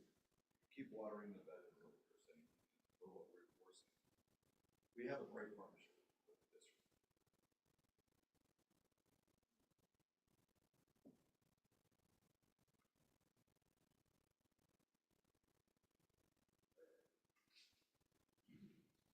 Do you all ever have joint meetings with your school board? Joint meetings with the school board. We've got one coming up in April. I mean, it's just, no, I'm just saying where y'all sit down and just talk about how can we partner things? Because it's amazing when you sit down and talk to your peers what can happen. I kind of do that with some of the school boards. No, I'm just saying as a body to body. Yes. They're not a formal meeting, just a. So I encourage y'all to do that. I mean, it's amazing what might happen. Just your city council and school board sit down. I'm gonna tell you what, your citizens will love it too, because what it says, you all talk and you dialogue. I know different ones will do it, but have a formal joint meeting between the school board and the city government.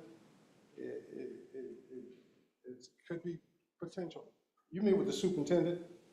Yeah, those are things, and on those things, you could share what's already being done, and the policymakers will say, well, let's think about doing this. Let's explore. Let's just say explore that. Okay. So. Oh, it's coming. Okay. And I say that even with just the YMCA as a whole, there's so many things we have common grounds. One of the facilities.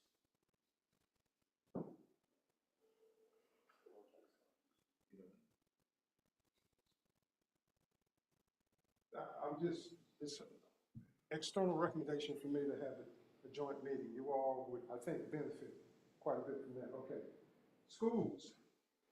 I'm starting to drive you a little bit because we got a lot to cover. We got churches. Tell me what goes on with churches here. Faith is one of your values, but what goes on with churches? It's probably one of our biggest strengths for our city because we have so many. Several of them have food banks, for example, or Okay, secondary furniture, stuff for sale, clothes, things like that. okay, They're also involved with all the events. So a lot of them will come together and bring their crowds to our events, have tables. you all have a formal list of every church in town? Yeah. Okay. Does anybody meet, does anybody ever have Yes. I'm not trying to be funny here, but some of the things happen in the absence of prayer. And I'm telling you, we call our churches together and say, this is going on in our city, this is going on there. Would you pray? Would you pray over this? So, I'm just saying, encourage just an outreach to them as a group. I know the mayor has called them together multiple times and say, this is going on, would you pray? And having that, lack of a better word, intimate connection with your churches will really benefit your city. This is it from the outside. You're right, we're a small city, a lot of people live in the city. So Yeah. it really gets a congregation or several congregations, a big audience basically. Okay, this is maybe a mayoral thing. Are you okay doing with that? Okay, so, I want to say, what's the best way to say, reach out. You all are already having interact, but I'm talking about schedule a meeting with all the churches to have a dialogue and kind of, I'm gonna tell you something about churches. If you ask them to pray, they will, but sometimes they don't know they don't know. And I can tell you, crazy stuff happens in cities all over, and we're talking about faith. Prayer has stopped a lot of crazy stuff from happening in cities. I don't want to get into it. I don't want to get into it, but I'm telling you, you'll benefit greatly by calling together your churches and saying, hey, I'm the mayor, I wanted to know, I really appreciate you being in town. We have needs.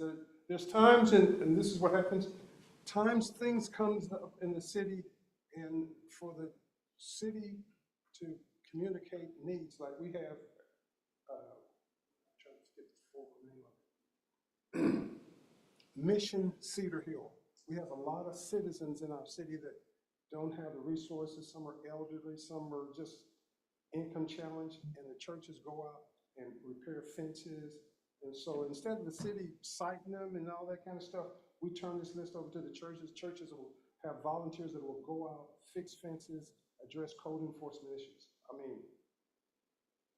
I'm just, huh?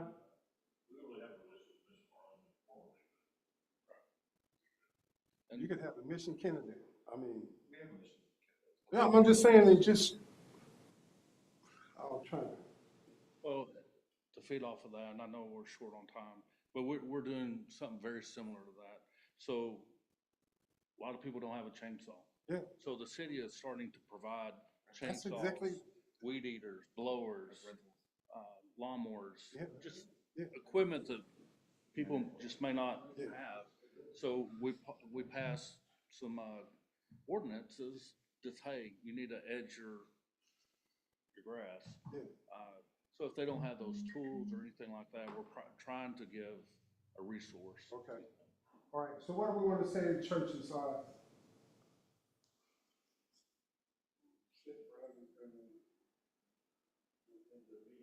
Let's put faith-based collaboration. Okay, that's a strong, I like the way that faith-based.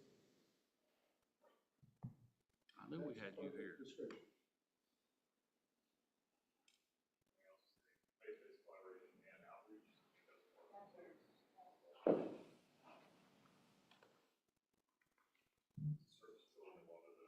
And that's gonna be mayor. Okay, and city manager. Who's gonna do this, mayor, just the mayor or the mayor and, okay, the mayor, okay. You got room on your calendar? And when will that happen? Tomorrow, I'm just. More of church. I mean, you see, I mean, I'm talking about calling them all together. Quarter. Okay. So second quarter of 25? Okay. Okay. Quarterly. I'm sorry to push y'all, but I gotta have specifics.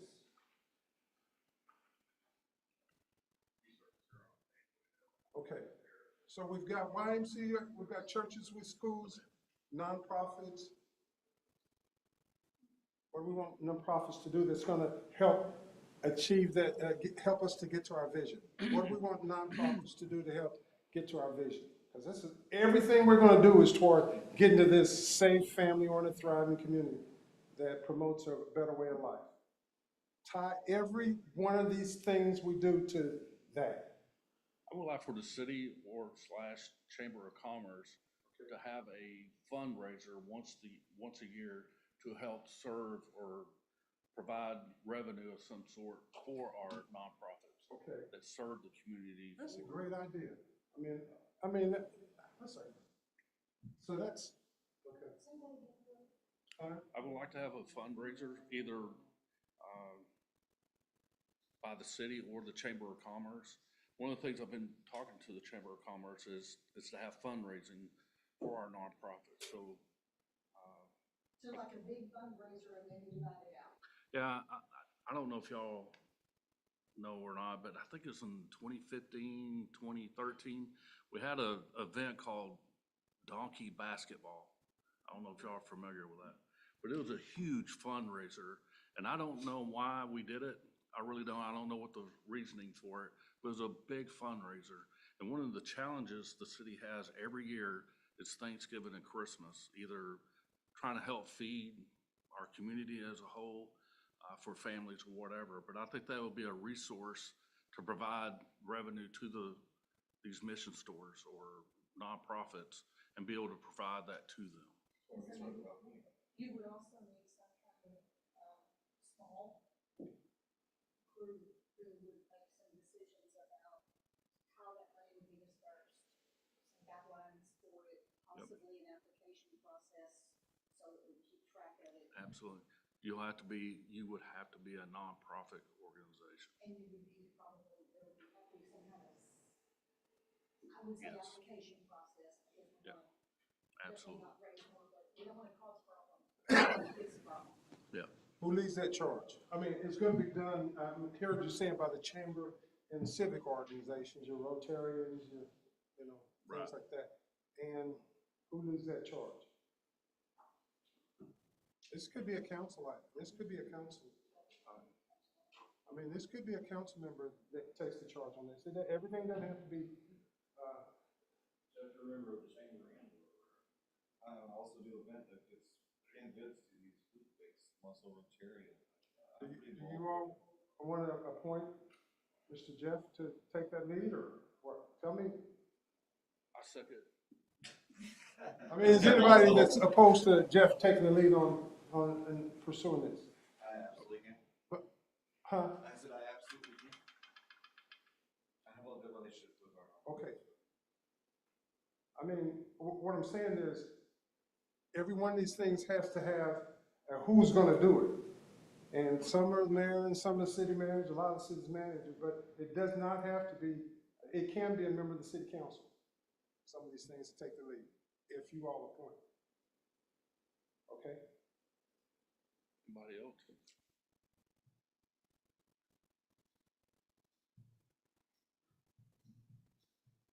I'll let you know after May. Well, I don't think it necessarily matters. at Okay. that point. Anything else on community partnerships? We got state and local. That's the big one, is all the funding opportunities, So that's an ongoing thing. Some of them, it has to be the mayor requests those things, some of them has to be the city manager. That's an ongoing, I don't know. I'll just put a state and local ongoing, there's no, because that's a nonstop. I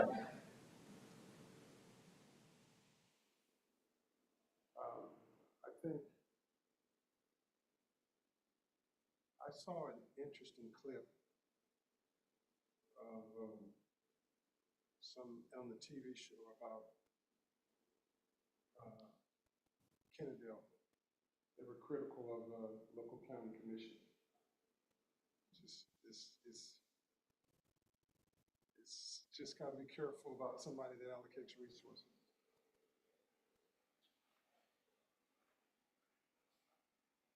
Okay, so state and local.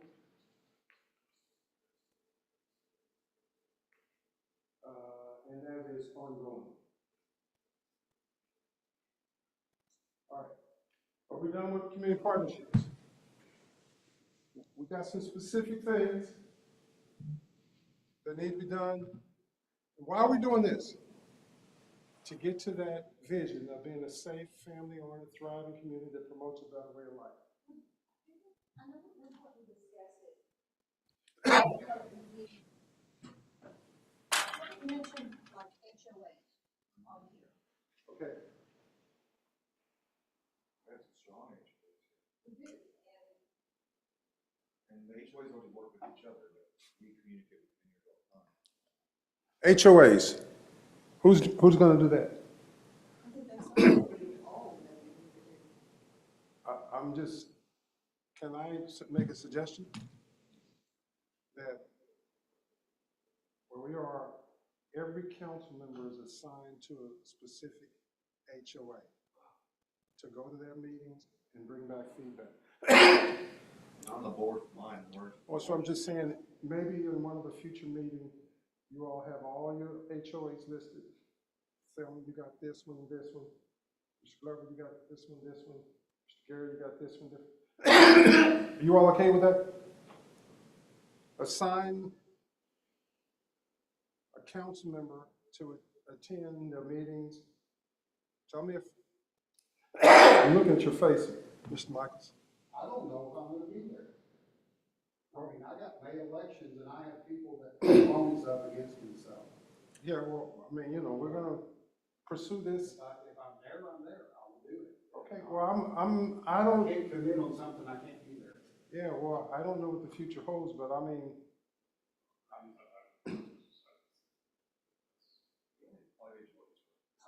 But we also have a number of areas in the city that are not governed by or managed by an HOA. I mean, there are a lot of neighborhoods, and so we probably also want to include,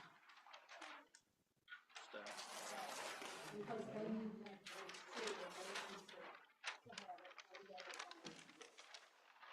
Yeah, you need to make an association, and there's one other one, sort of. And I think there's only 5 HOAs. But some of them don't even have a legal association. Yeah, Delaney area. Old County. It's like this.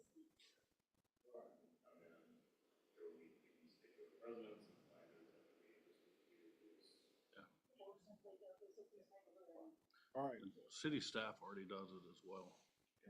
priority time now, we gotta City shift. staff does. We gotta shift. We've got public works, public safety, and economic development. I need, grab 3, what we got? 3 blue, 3 blue. Let's grab 3 blues. Which one you wanna do next? You got public safety, public works infrastructure. We'll just do both of them. Just do 3 yellows for public works and 3 blues for public safety. Okay, that's fine. 3 blues for public works, 3 blues for public works. Or wait a minute, wait, which one are you doing? We're already going blue on public safety, yellow for public works. Yeah, I'm sorry, yellow for public safety. Yeah, I mean, We got it. okay, yeah, I'm Make sure sorry. it matches what's already up there. Okay,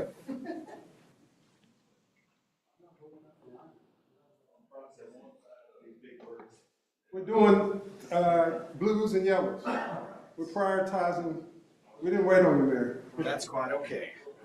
We got a lot to get done, I'm sorry. I'm sorry. Oh, You're good. Now, let's.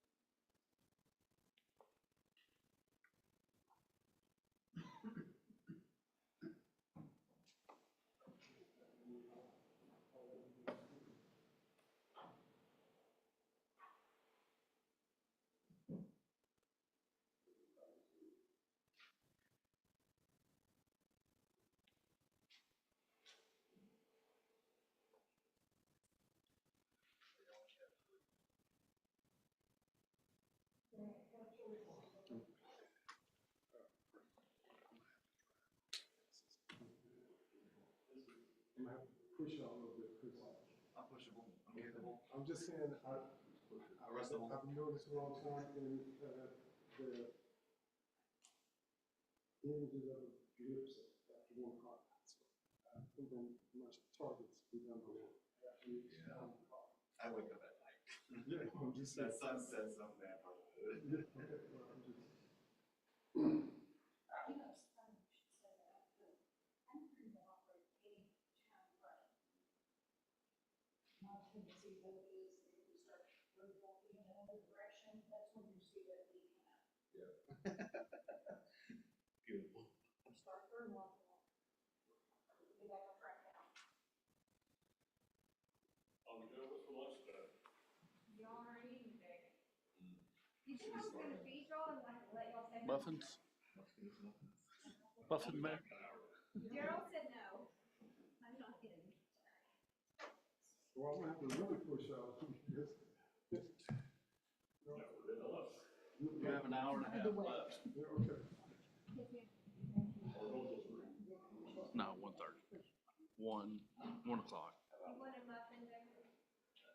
I gave those sweets for lunch, so I was expecting to eat lunch at a regular lunchtime. Get on banana. Okay, well, I'm gonna It's have to go between faster. 11 and 1. Okay, Is a muffin count as sweets though? all right. Between you guys, Mike. So do you understand what you've done already? So you've set some targets, you've set a vision, you got your foundation, you got your values, you got your vision. Now we're getting some specific things, some prioritized things that are going to be an expectation to drive us to that vision. Okay, under public safety, crime and fire prevention programs is the top. And then lighting in public areas, and then public safety equipment. Looks like those are the top 3. Am I correct? You see the same thing? Okay.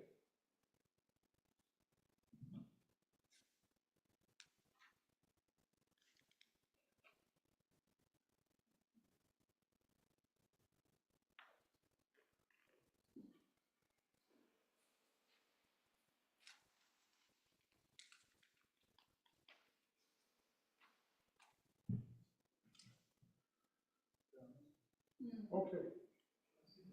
Crime and fire prevention programs. Give me details. What does this mean? I don't know if we still do it, but the fire department used to come in your house and swap out the smoke detectors, Okay. something like that. Are we still doing that? Starts this year. Oh, Oh, so it's already being done? Yes. All right, we don't have to put it. I'm talking about new stuff. Do we have any kind of program to do with the community? I'm thinking about the growth of crime with the kids, where the kids, parents could hang the kids, and basically they had a way of registering their children. The fingerprints, Yeah, things. the whole thing. I mean, those kids are not expensive. Yeah, we've done them in the past. I mean, it is something we can do. Again, there's minimal cost to it. Very minimal cost, and, that, and just, I hate to go out here and say this, but I will. So like where I work, every year we have to do the, code Adam and code Sarah training. And it's the thing about if a parent reports their child missing at the business, what the employee is supposed to do. But turning that back around, any opportunity we have where we can have public behavior, educating the parents about that if your child goes missing, these are the things you need to do. And it drills it down on the training for employees, it drills it down all the way to the inside, specifically asking what kind of shoes the child is wearing. There's a particular reason for that one, you probably know what it is. It's twofold. But, just maybe finding opportunities when we're having a community event to start getting those little pieces out to parents. We never think it's gonna be our child until it is. And it is really too late. And if we were proactive think that would be a huge thing. Sometimes there's kind of a negative perception of city government with our public, and we've talked before about the perception issue. So doing things like that, I think would be a huge way to turn that perception around. It would be a way to be able to say, we care. Is it any of that being done now? Some of it, yes. Okay, Or so, brochure with Bill's office too. so tell me what, it's crime prevention programs, but I need specifics, because we've got a general thing, I need specifics and who, what, when. Citizens on patrol over there, that specific program. Okay. There are watches, there's McGruff.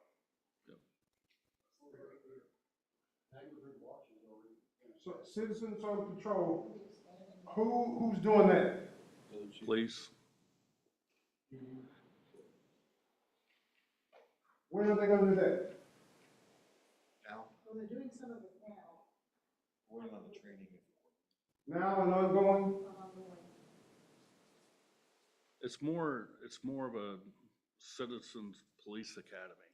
It's to educate them on what police services do. Okay, do you have a citizens police academy?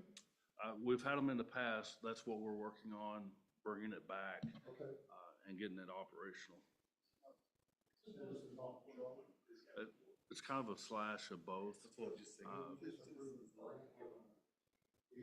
So when will we kick that back off again? 2025? Yeah. Probably, I mean, It should be by the end of the year. so third quarter of 2025? Mhm. Okay.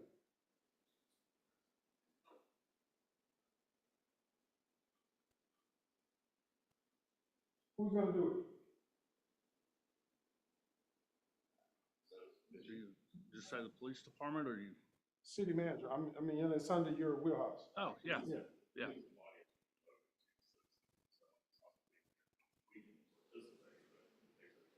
And once we start making those connections specifically with neighborhoods, then that will be facilitate this.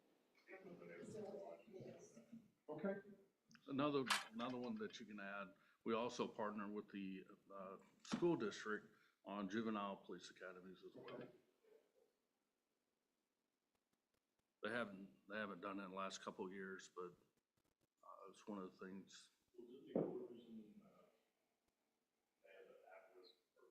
Mm-hmm. Yep, Trending in the wrong direction, they try to. that's right. okay. Yeah, Is that you too? yes, Okay. that's some of the things we And when? done with them. Now, 2025. Yep. All right. What else? These crime prevention programs, we got Citizens on Control, Citizen Police Academy, partner with ISD. What was yours called? The one you're, this McGruff, this, What do they call that? It's a child. It's not child safe, and it's not the take about our crime. McGruff is take a bite out of crime. Yeah. so we want to call it McGruff? I mean, I don't know what the name of it is. For the national database for. Yeah, but I mean, It's you can children. have kids, Oh, yeah, they're, like, if you buy them, like, if parents buy them individually, it's less than $5 each. And so for, well, What what is the I name? done, I went out to local businesses, hey, you have an interest in it? For the one I done was Emerald Hills. So we put their logo on the packet to begin with. Give me a name. I'm listening to you.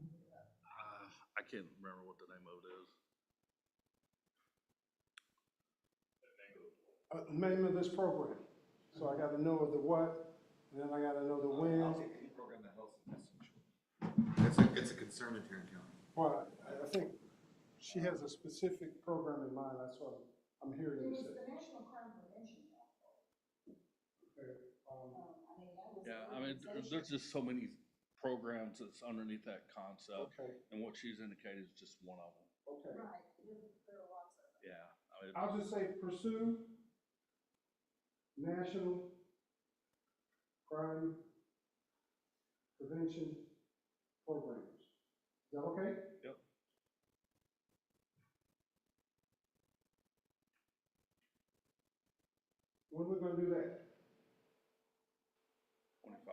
25 and ongoing.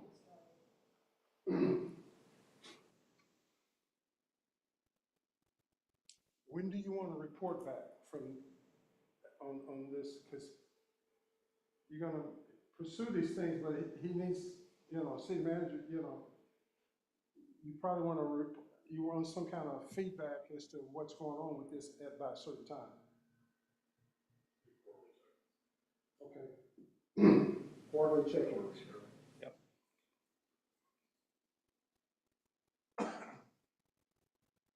Sorry, okay. Okay, this would, I think, go to public safety, and I know you talked about the community partnership with public homeless.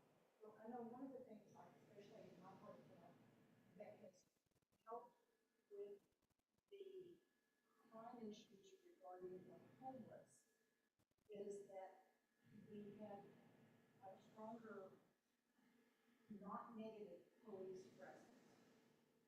And because of that, it's allowed me to get out there and actually get on a personal basis with some of our clients. Talk to them, so that instead of them coming to the property and then stealing things or getting high behind somebody's business, now they kind of are not doing that.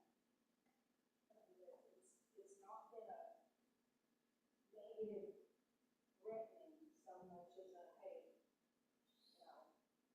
you need help, we need help. I get on phone calls. So that's something we need to continue going forward for the next 5 to 10 years, is there obviously doing better on the issue of something? I think so, because I mean, otherwise, Sorry. We changed the way we operate. That's the better way. Program is not called. it's Right, not a so- particular formal program. When I was the chief, we went in partners with Tarrant County that provided some of these services. So besides us trying to handle it within ourselves, we partnered with Tarrant County to say, hey, what's your resources? We started going in and cleaning up each area. So like everything underneath 20, I had Public Works go clean it. That's all. So the same thing as we did to our bridges, we went in and just cleaned the bridges. We couldn't get TxDOT to do anything, so we just used our own resources and went and cleaned it. Same thing for over on the Grapevine area. So we had land in there, we went and cleaned it all out. So those little things has helped. And then when we came to that pocket of their little community, we gave them the resources they needed to get help or whatever. And it's building a relationship, just like we do with health. And it's actually opened the door, having the police come down there has opened the door to allow me to come in, and like I said, get to know some of these folks on a personal basis, so that now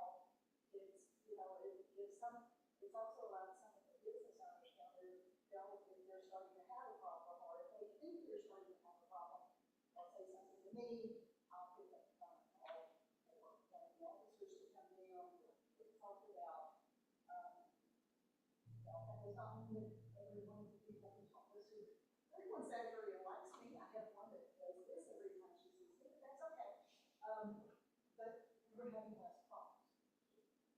How do I define that as a action item and who's gonna do it and what, when, and so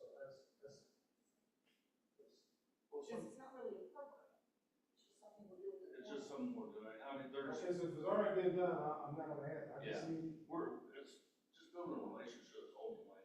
And we're using the county resources to our advantage, because besides what we've done in the past, we've been nothing. okay, I won't add that, okay. What else? Under, crime and fire prevention program. One thing we used to do when I was on the fire department, we had now I know you can do it on your phone too, but it's the follow line.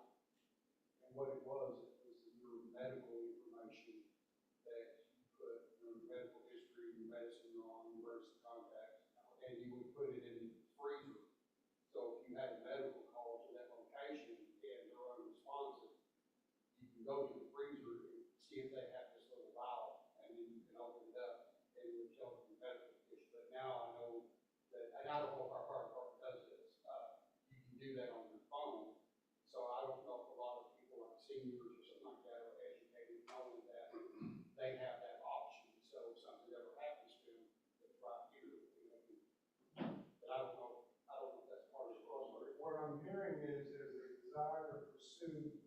innovative, creative, prevention programs in both police and fire. I mean, it was good meeting.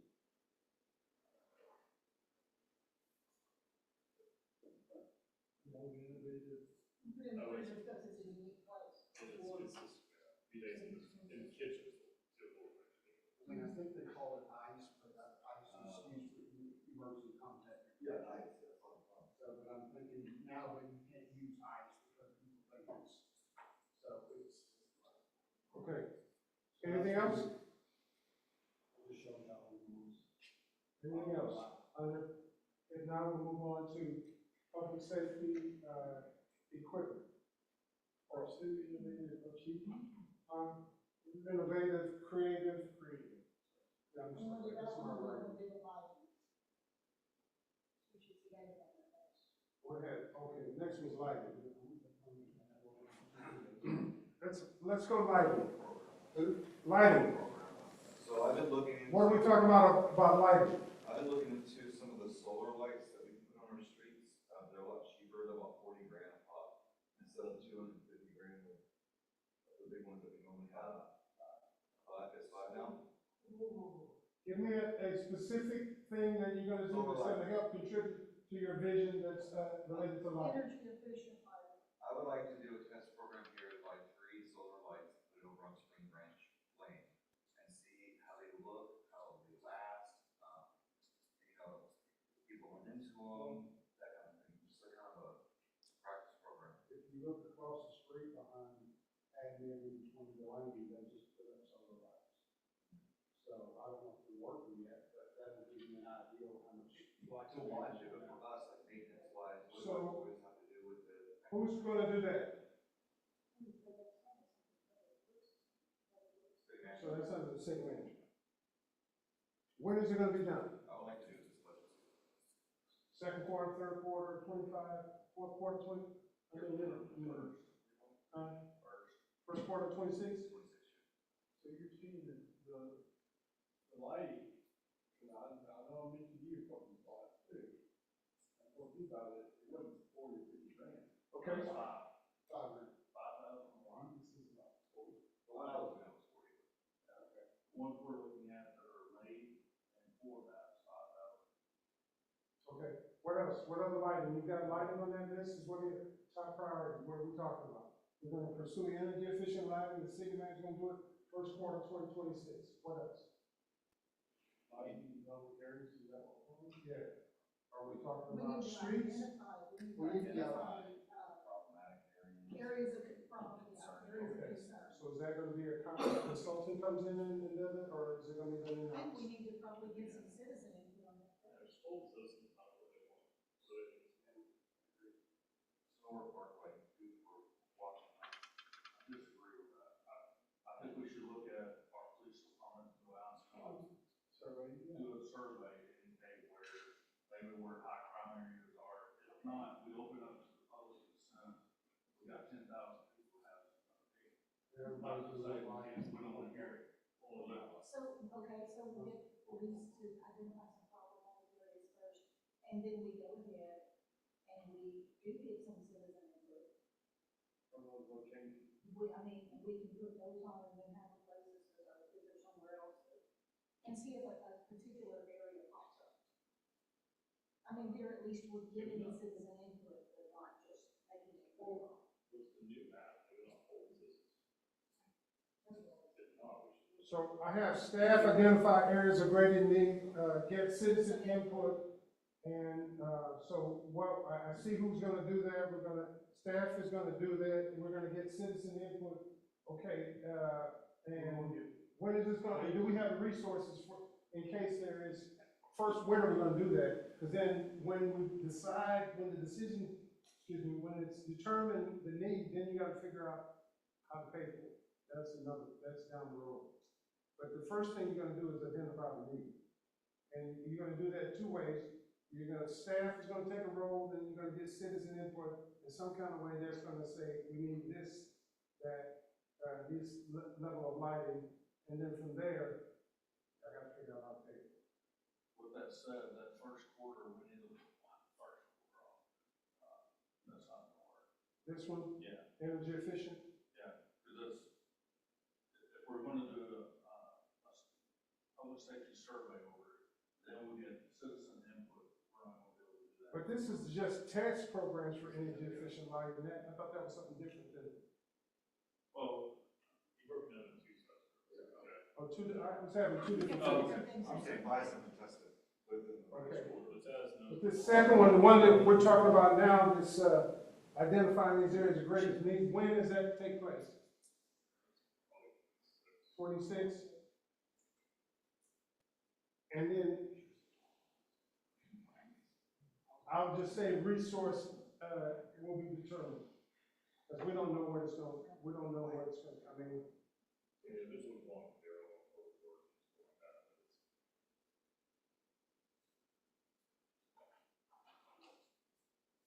okay? And they're not actually.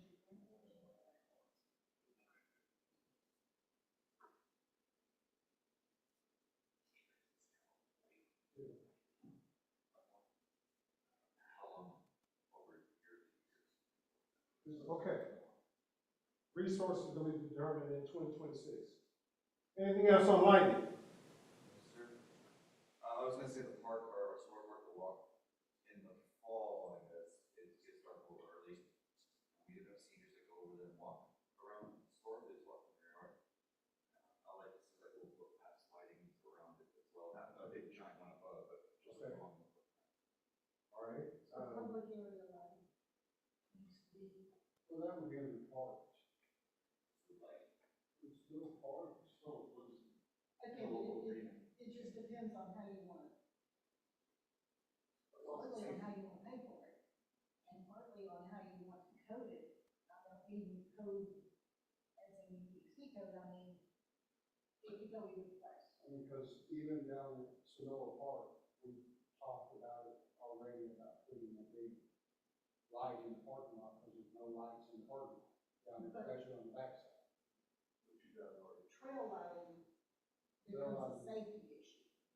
And not just around the pond, We but do all not around. want, we do not want, no, I'm not saying this in any flippant way, we do not want a senior walking in the evening on one of the parks at Sonora Park, or one of the trails at Sonora Park, and calling breaking it, reminding you about. And the seniors live right next door. Right. Okay. So what do we say? Could we, I'm with Jeff on the park, I mean, putting lighting in the park. Okay, I need to put that back over in parks. Probably needs to go Yeah, first. The but park's I not- mean, but since we're under that prevention and stuff like that, you just kind of brought up the deal. Maybe out in Sonora Park, we need to zone it, where if somebody does fall, they can say, call 911, and it says emergency call 9, you're in CD1, and let them know, and it comes up on the grid. So they're not going, I'm at Sonora Park, And they're searching for it. and searching for them for a while. Sounds like something cheap. There's nothing wrong with that, not that it always works this way, but if you're calling from a cell phone, generally it's within 40 feet of where you're located. Well, I'm just telling you. He's got inside information. Yeah, but It's it's like easier with to the air say, tag in. I'm on the. Because there's more. There's a, 911, what's your emergency at? I've fallen. Where'd you fall at? In the park. I'm at Sonora Park. Where are you at Sonora Park? I don't know. You know. So if you came in and I've seen it at other cities and they have little signs that says if you have an emergency, you are here. And then as you keep walking, that number changes. I think just, your point is colorblind, but also work well. Right. Anyway, that's a detail I put this in part of the vision. Have we covered that one before, or do I need to add this as a to-do list? Hmm?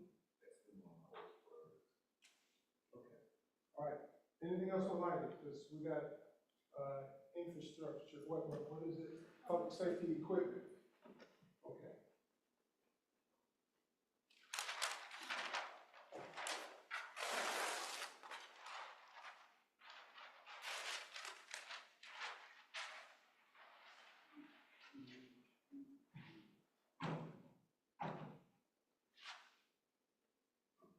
Public safety equipment's next.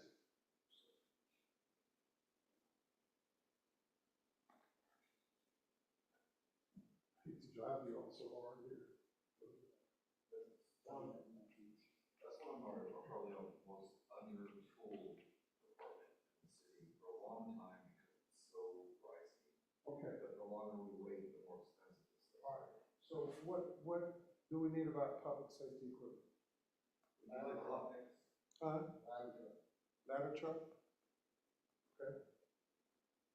It's expensive. But I mean, I don't know if it's a 10-year deal, but it should be probably within the next 5 years. When? Within the next 5 years.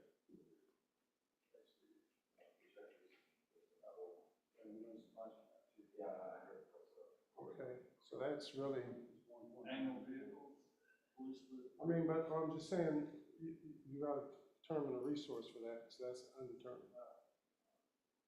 Vehicular tax note, bond.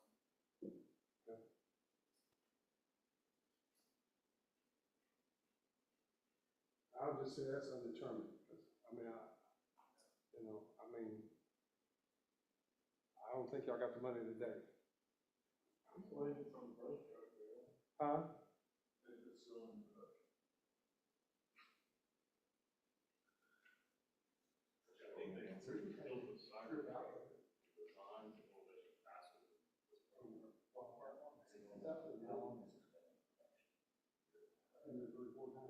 Okay.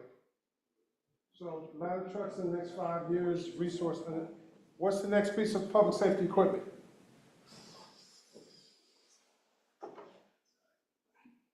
What other, you got public safety equipment was a priority. We're constantly having to cycle out our police patrol cars, Okay. things like that. That's kind of an ongoing thing.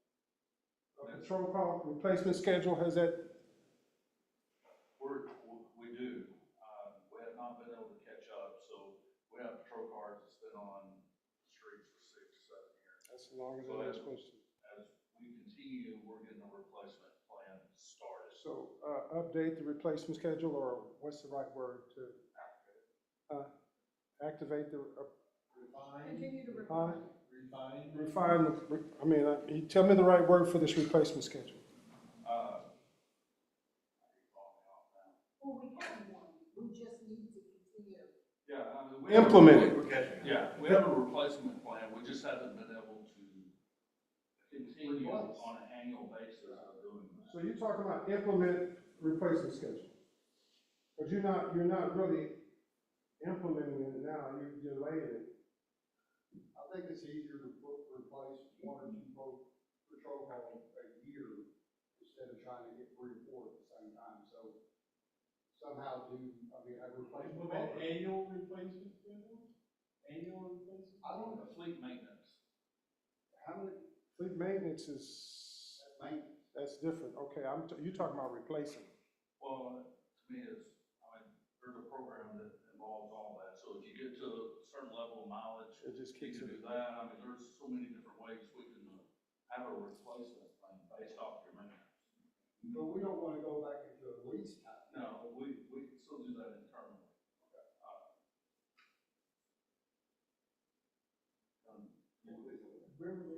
When are you gonna do this? This, implement a replacement schedule, fleet maintenance program, when is that gonna happen?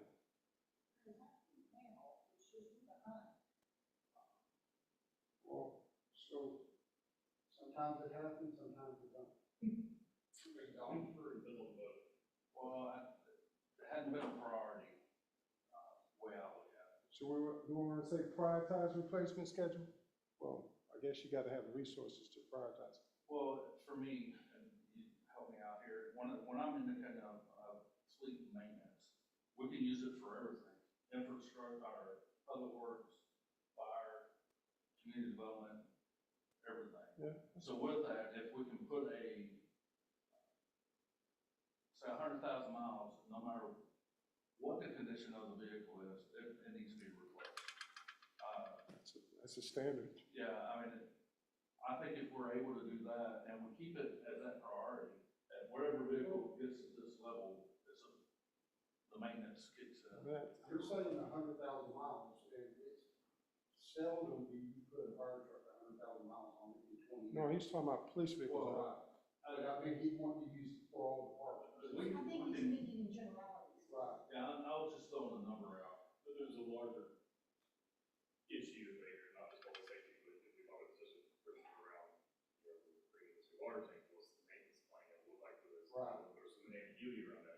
As far as all of the equipment and other infrastructure that the city is responsible for, there should be a maintenance program to go along with that, full stop. Now, if we're drilling down on public safety, but really to back up and look at what system do we need to implement, because it doesn't work on sports team. That's a whole other conversation. Yeah. But we could put on the list of, in 10 years, we want a maintenance program, and then that's just encompasses everything. Okay. So that is an ongoing, and. You guys strike fleet, you strike word fleet from that, and say just maintenance program, that can cover a lot of areas. Because the systems you use to do that don't, they're not specific to cars, they can be applied to any. Okay, all right. Who's gonna do that? You get brought over. Well, I mean, I can handle it. I got a team that's second to nobody. Okay, so that, I'll gladly. And is that as, so do we want to prioritize, I mean, so there's a limited amount of money. And so does this get bumped up, or is it as, It kind of needs to be a priority, because in the long run, if you have that maintenance program and it's pretty well set, and then it's implemented, you ultimately save money.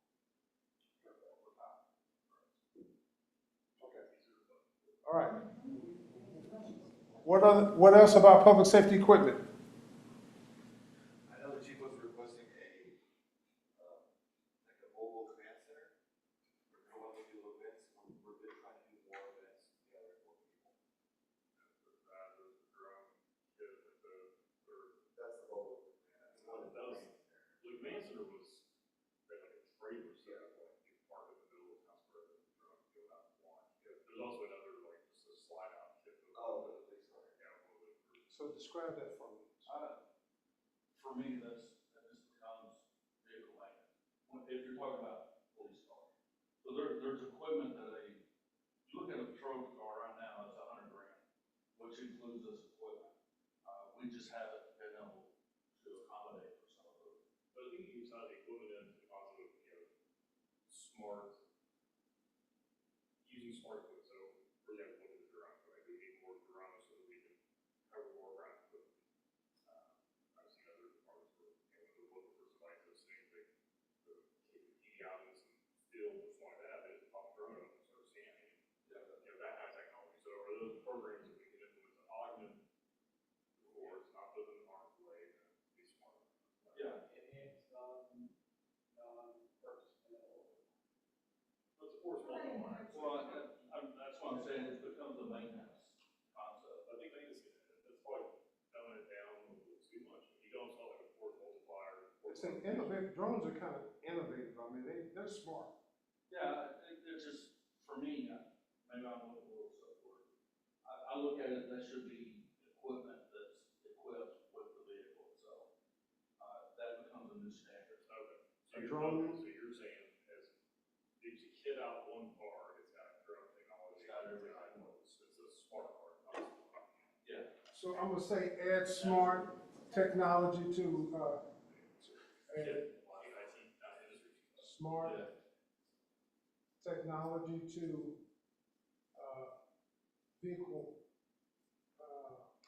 vehicle purchase, or Yeah, it's not limited to PDI, but that can also be used. Absolutely. add smart technology. There's a lot of ways, I mean, there's so many ways. Smart is more than just drones. Yeah, it's evolving fast. And that's something you wanna do right away, I mean, as the budget allows, correct? And we do, so when we got one now. Yeah. It's in Pleasant, but it was somewhere right at the. I use it on my car for It's funny, Thursday morning, we had industrial business. There were probably 100 people there, and toward the end, a drone went up, took the picture of the whole crowd, you know, had everybody turn around while the drone was taking the video. It's amazing. Okay, Add Smart Technology is ongoing. Is that addressed? I wanna make sure I capture what you want done. Okay. I think these are more like capital expense. Okay. So when we talk about equipment, I just want to make sure we're not talking about equipment that an officer necessitates maybe wears, or what a fire personnel wears. So it could be a very big expense. You know, for the last 3+ years, we've had grant opportunities. And that's where the fires have a lot of their equipment from. But as that equipment starts to fail and we have to replace it, there's a pretty good expense. I know this, and I don't know if we need to put it, but you want to pursue every grant opportunity that exists. And the reason why I'm putting it out to you, some of these grants require a city contribution along 20%, 25%. And the question is, if he gets that grant, are you all willing to fund the other side? That's a policy question. I'm gonna put up here, pursue grants, ongoing. I mean, I do know of a city that, they didn't want them to pursue the grants because they didn't want to come up with their match.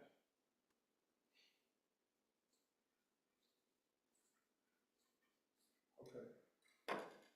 Does this get you to your vision as far as equipment?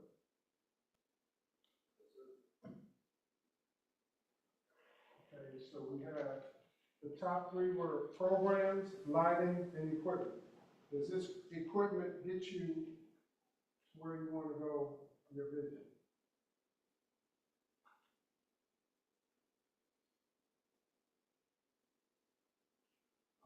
People are, I think we want to. Okay.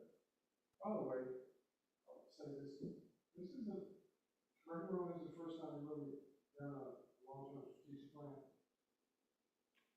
You gotta update it every year. It's a must.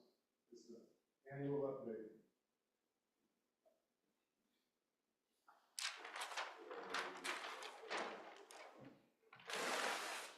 Okay.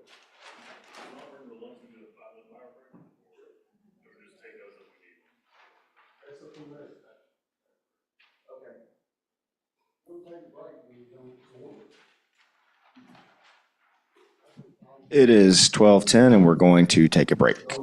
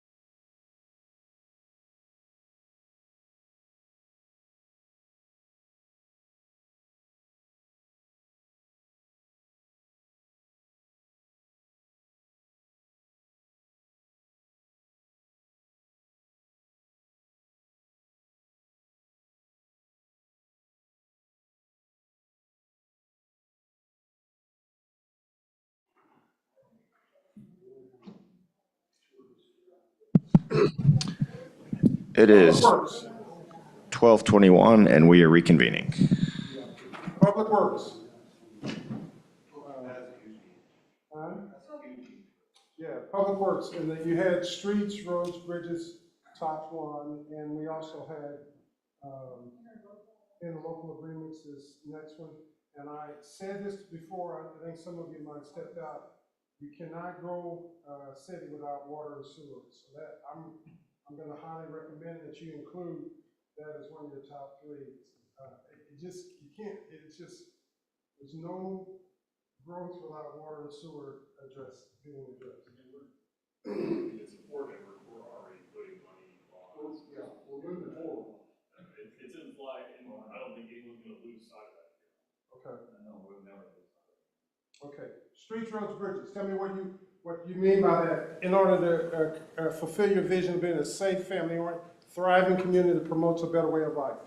When you continue our rotation with the streets, I think we've been talking about a big project every few years, but one street where a repave or smaller project every year. Okay, there's different aspects of the street. There's a 4-lane divided or just a maintenance. I mean, just a 2-lane road, or what do you mean by streets? Here's my theory. If we're looking at a 10-year plan, the 10-year plan to me was any of our major thoroughfares going through should be a 2-lane divided or 3-lane or with turn lane, a wider road compared to neighborhood areas, should be either asphalt, we have some roads that are 30 years old, but the base is falling apart on it, but it's concrete, and it's 30 years, that's the lifespan of concrete road. Yes. So my deal is to come in and put 3 inches, rebuild the road base, come in and lay asphalt on top of that. Okay, are we talking about the 2-lane roads or 4-lane divided roads? It would be a neighborhood road.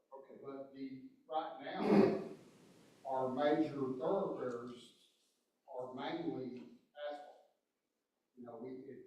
15 years ago, we did, Let me pause for a second. Little Road. Let me address the neighborhood streets before we move on to the next one. What do we need to do to the neighborhood streets? We need some equipment like hot mixes to do patching, hole patches, we don't have the equipment to really do. So I heard 2 different things. An overlay is different than some patching.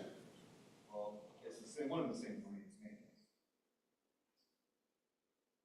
One can be done without being on a correct. I think it's more hitting from here to here on your list, right? So you're talking about It's developing, on medium-term maintenance, right? That's 30,000 feet doing the whole neighborhood. We're talking about, here's a new model, pop up with pros, patches, that's things, but you need equipment to do it. so are we talking about developing a maintenance schedule for them? Because when you do a look at the inventory, this one needs this one needs this. Those are, which we have done a road survey of our streets and everything, and they're all graded, from poor to best. when was the last time that was done? Last year. Okay, so the road survey has been We done. have the tools right now, what we need to do. We just need to say, okay, which roads are we gonna do? So do we want to implement the road survey? I'm asking you, Because we have 3 right now that are going to probably start in the next 3 to 6 months, 3 of our major roads. okay, We've identified the roads, we have them bad, crappy, good, great, whatever. What they're trying to say. That's a technical is, term, right? Not great. We have them identified. okay. You know, So you don't have to go through that road identification search. You're talking about implementation. Implementation we budgeted 3 of them this year, so we're fully aware that there's probably gonna be 2 or 3 coming in this year. So we're prepared for that aspect of it. Just to say that we do have a lot of roads that we should use we can use some quick repair. But by the same token, with that graded list that we have, which was Jesus,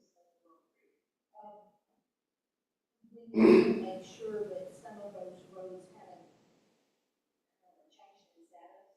So for whatever reason, whether it's traffic or whether it's whatever, that suddenly going from being bad to very poor or something. How long ago was that done?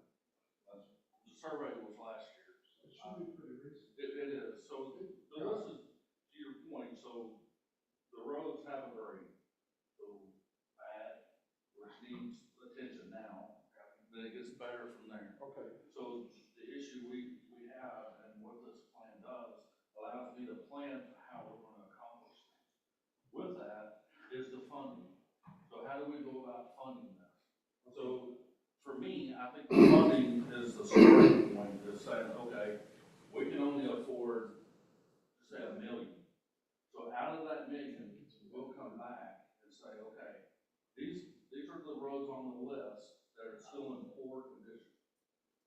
Here's a list that's still in good condition, but if we don't do some improvements, it's gonna be bad next year. So I think that's in the budgeting aspect of it. But for But some of the roads. this, we need to put a priority of a funding amount. Let me ask you a question. Is this, I'm hearing that you're gonna make some recommendation based on budget. Is that, That's correct. okay. Is everybody, I mean, we have the program, what needs to be done. Am I correct? From what I heard, we have what needs to be done. The city manager's gonna make recommendations based on the budget. By priority, so, I'm sorry, I'm rude. No, In April, you'll have that list. And that list will indicate, hey, here's the worst, here's the next level. How do we wanna tally up Okay. the money? You are doing a streets workshop, because this is one of those kind of things you need to have lots of time to discuss. You can't really do it in a council meeting. City managers would recommend based on budget according to priority. Let's be sure we add that. Okay.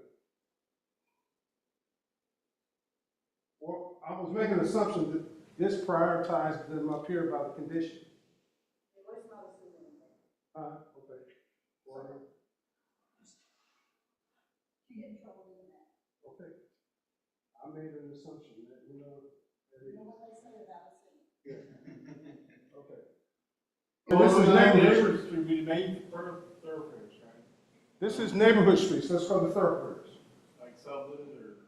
Southwood, Big Hole, Big Prize. There's thoroughfares.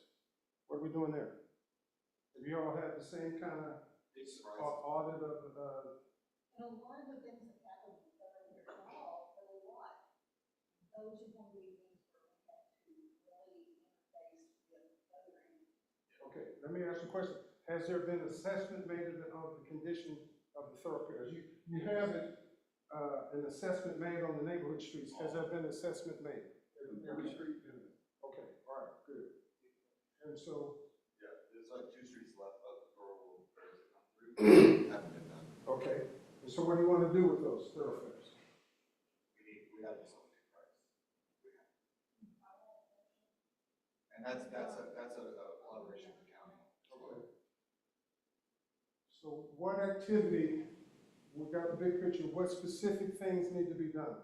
This is gonna be in a written document and a map for your city manager to follow, so I gotta get him, that's why I tell you, I don't want us to say go to California, he took you to California.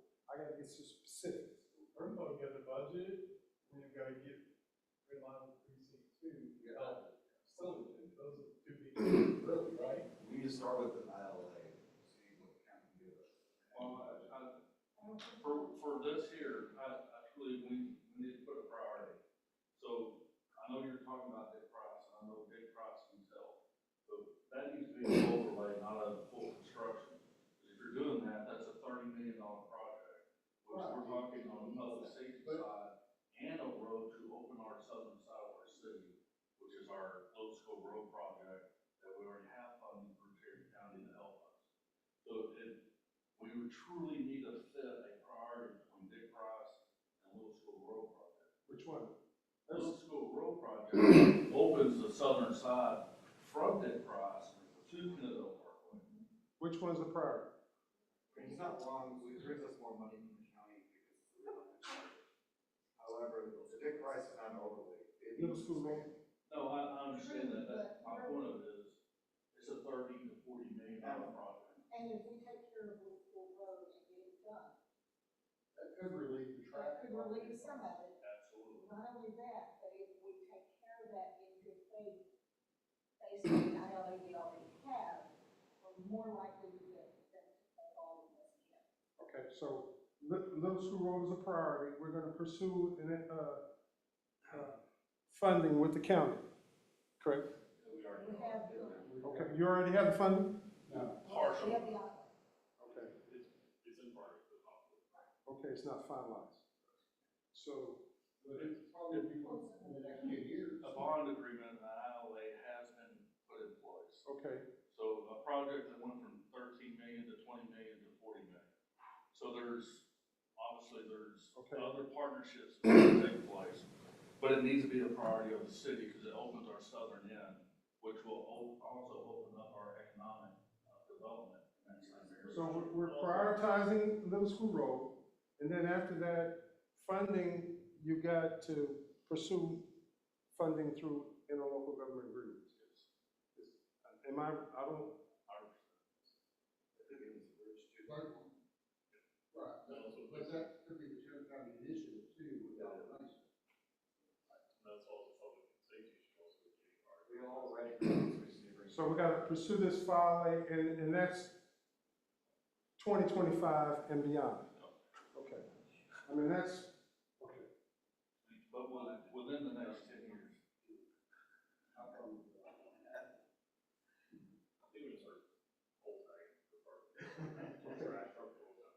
So we got, That's what Somebody asked me if we could turn Canada Park. we got the neighborhood streets, we got the thoroughfares, we're gonna prioritize it. Little School Road. What else? For thoroughfares, we've done a pretty good job even in the last 20 years. I think. It's just those couple. Okay, I just gotta get to that, the way the economic development component before y'all run out of gas on it. I mean, because if you look at, the only one that really, Eden Road South, or Eden Road East, is another thoroughfare that comes in from Arlington that we have a narrow bridge on. And then we have Eden Road South, New Hope, and Dick Price. Everything on the north side of the parkway, other than Eden Road South, or East, has been done. Okay. So, Southern Road, Bone Springs, you know, the parkway, we just haven't concentrated on the south side of Canada. Okay. All right. Are we comfortable with what we have here? This is your strategic plan. Okay. Yeah, I'm good with that. So are we gonna get into equipment, or should we get into equipment on this? That's the next one. I'm getting the roads off, because Okay, I'm jumping ahead, sorry. I'm just thinking, let me get rid of your other top priority, which is, what was it? Interlocal agreements. Okay, we got interlocal That's- agreements. And then water and sewer. It didn't get that many votes, but it's a must. Water and sewer is a must. We've been really working hard on water sewer. I think we're in a good place. Where I have a big problem with is our, storm drain fund. We pay a lot of money as citizens for that, it's like $45. Comparatively to cities around us, they don't have that much. I know we've done studies, 3 studies, as a matter of fact, on the backflow, retirement. We had to address this somehow to get cheaper. Okay, And I think that's our biggest cost of that. You look at your bill, it's just the biggest huge cost. Okay. That storm. okay. Storm drainage, hold on, before I get to storm drainage, I wanna make sure water supply. I heard from your engineer, I was just listening, that you have absolutely needed this tank, because you're using 3, what I was hearing is you all are at capacity, so water, tell me what the situation, because that's critical for your growth as a city. Are you comfortable where you are? No, I mean, because we're at capacity, we don't have the storage capacity, and we're one big fire away of running out of water. Okay, so you added what was on the agenda, wasn't it? Yes. Adding the tank? Yes. Okay. Replacing the tank, Replacing the tank, okay. making it bigger. Okay, so is that addressing your need for 5 to 10 years? in this vision timeframe? Or now, but as we continue to grow, we would have to address that or by getting more water from Orange. City manager, are you comfortable within 10 years you've addressed your water supply issues? Yes. Okay, I just got, The water above ground storage should take us in the next 10 to 15 years. as far as supply and capacity need. That's right. Because I don't know, I gotta ask this question. I don't wanna assume anything. I think one thing we do need to make sure we put in there, and which has been our challenges a long time, remember, is the maintenance. And you heard that discussion yesterday. Okay, That's been our number one challenge, particularly as we move forward. For us to say we now have a standard, how do we continue to have that standard moving forward? And that's maintenance. Because even though we put the 750,000 gallon tank in, we still have to maintain our above ground, or above storage. Elevated, there you go. That still has to be maintained as well. Those are two vital parts of our water system. One feeds the west, one feeds the east. okay. Is it established a water sewer maintenance standard or implement? Do you already have it established what it should be? Yes and no. Okay. Yeah, yes. Christian said he's been, I don't know when the last inspection was done, and I haven't heard Well, anything about approving an inspection. We're following state law. Okay. That's a good way to say it. So should I say implement instead of establish? Because the water and sewer. Continue maintenance on Huh? our infrastructure, our water and sewer infrastructure. What does it say? Continue to maintain. Maybe continue and expand. But what I'm saying is the standard clear. Yes, Okay, so we don't have to establish the standard. right, that's correct. Okay, so we should implement. Continue and expand the standard, because we have one now, but we know we can do better. That's what I gotta get specifics, I'm sorry. Okay, all right, and the standard that address the water, the sewer, your sewers, do you have the engineers come in and tell you everything that deal about your sewer? That's already been done. And that paying for it should be built into your rate structure. Yep. Okay, you're good. We did a rate study. All right, now, I can go, I'm sorry, now stormwater. Okay. I don't know what to do about it, you know, we've done everything in the last 15 years to try to address it, at least since 2014, 15, to try to address the situation. But we have to, it's crazy the amount that we pay for that. When you look comparatively, like, Orange, it's mind-boggling. So you got a storm sewer fee, Back to Arlington, like, okay, and there's lots of money coming in. What I'm hearing is not addressing the need.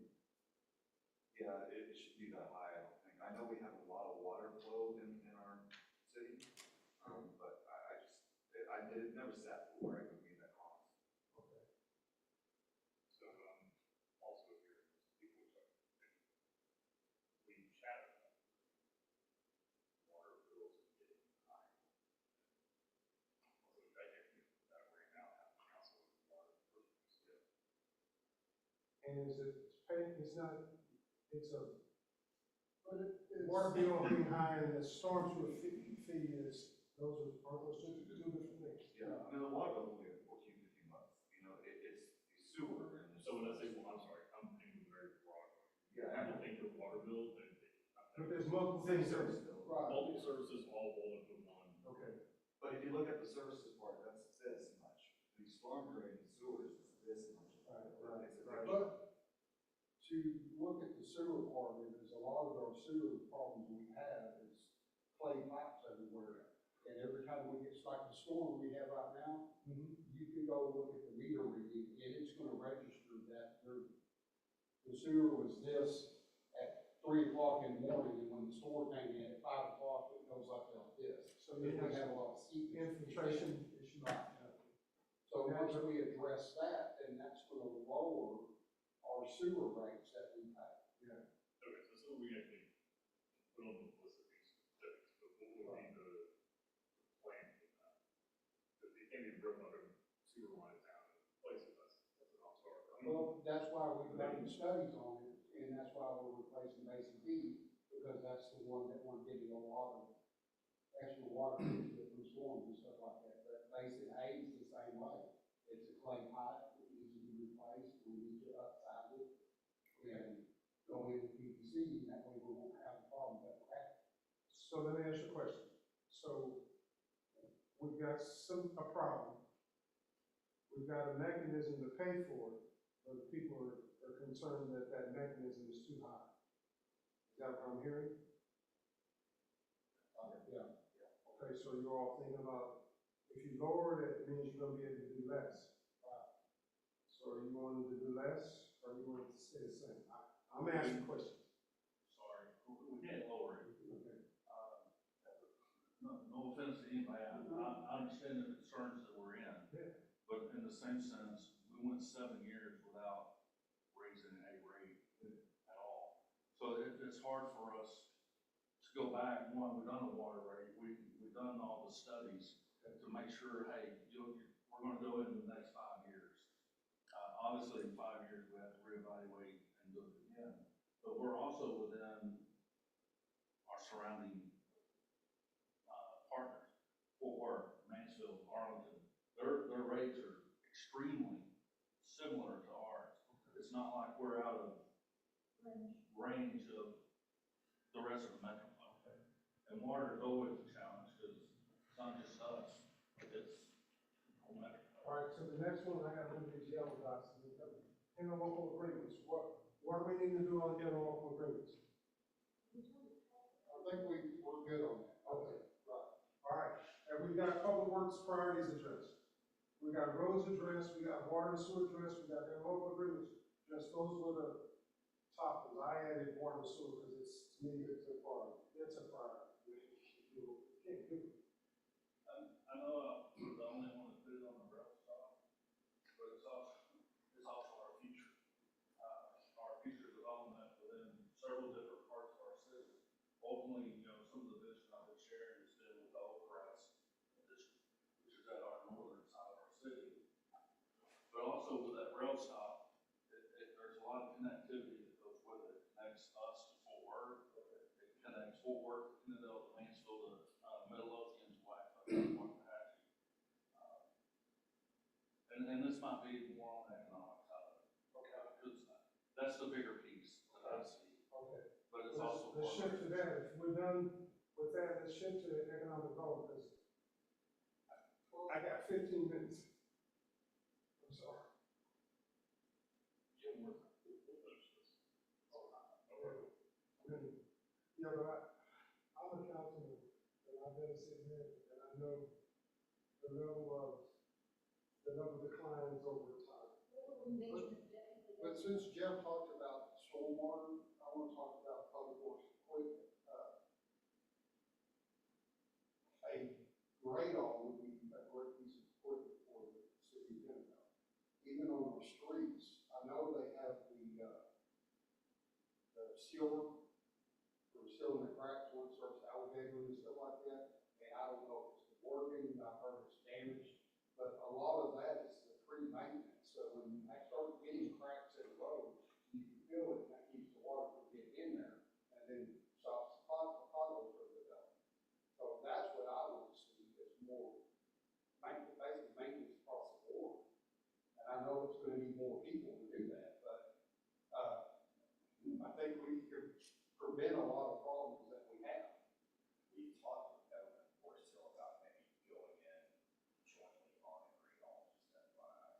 I don't know how that's progressing. I mean, there's, Oh, for a great all, we're talking a minimum $200,000. $500,000 at minimum. So that's the reason why we've had this conversation. But also, that goes back to our interlocal agreements to do this. Tarrant County does that for us. We've had big processes completed this year. New Hope, exactly for that. This crack sealer you're talking about, we finally got ours repaired, so now we have crack sealer. So does everyone. But I think it goes back to some of these things that we have interlocal agreements. For some of the smaller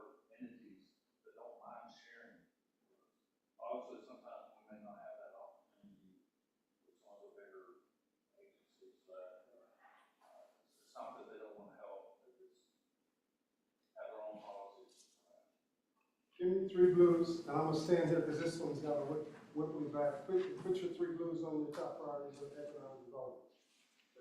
I think Jeff's told us. You got it? I got more. You got 3 blues? Yeah.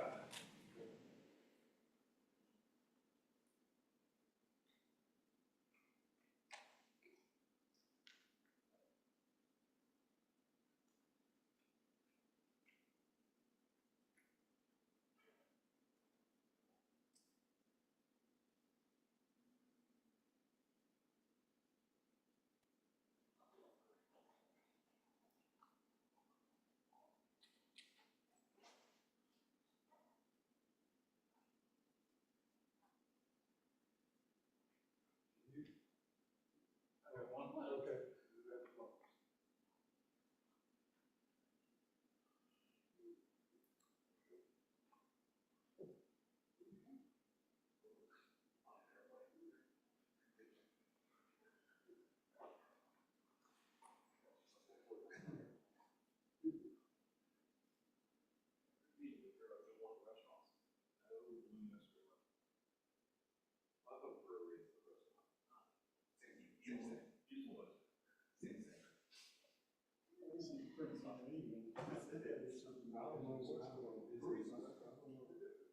I just can't open it up because the first one business.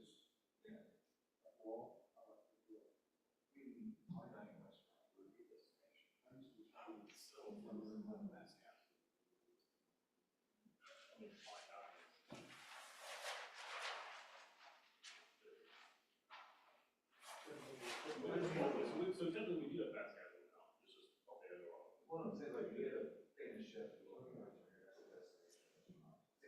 It's a cool stuff.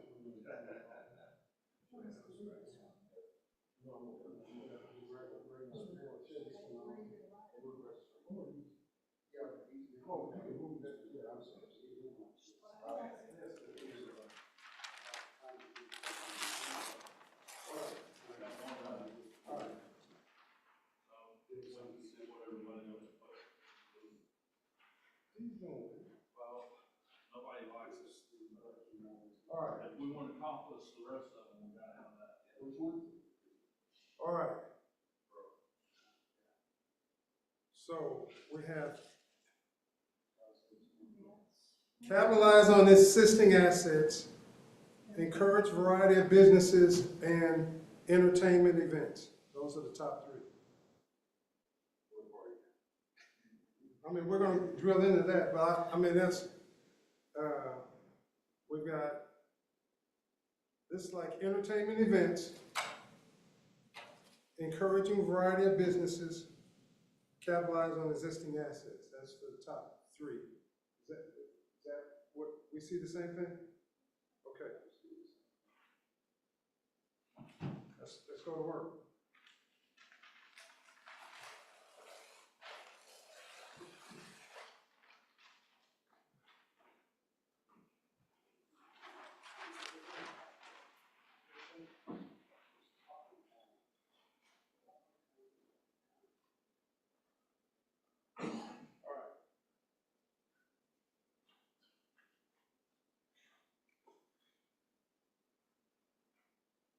Looks like entertainment events got number 1. Yes, sir.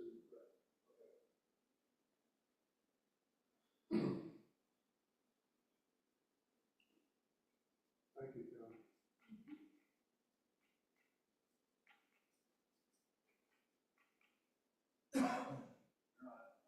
What do you mean? Entertainment events. Or bringing outside people in to showcase the town, hopefully they want to move here or at least spend money here. Okay. So all right, that's general. Now give me more specific. I need more specifics. I think we do a pretty good job. I mean, as somebody who's done events for a long time around here, we do more events now than we've ever had before. Okay, when you say, you talk about existing events or more events? It's bigger events. What are So on that Christmas, or at least that one. Market, the barbecue now, Kidfish, which what we need is a bigger one, like one big July 4th kind of celebration with, that brings a lot. So what I'm hearing you say, pursue larger events. Okay. I'm gonna ask a question. How does that generate economic development on an ongoing basis? So again, we showcase the town, people see how small, Okay. when I was growing up, I didn't know there was a town here, it was just Okay. a chunk of the area. So if we show people that there is a small community here that's bustling, they're either gonna spend money here or move here. Okay. So it's kind of like a marketing event, I mean, you're exposing the town to different things like that. We have a car show next week, last year brought tons of people, showcase the town. And they were shopping in the town centers. I kind of look at this as two different concepts. Okay. So entertainment by itself, then events.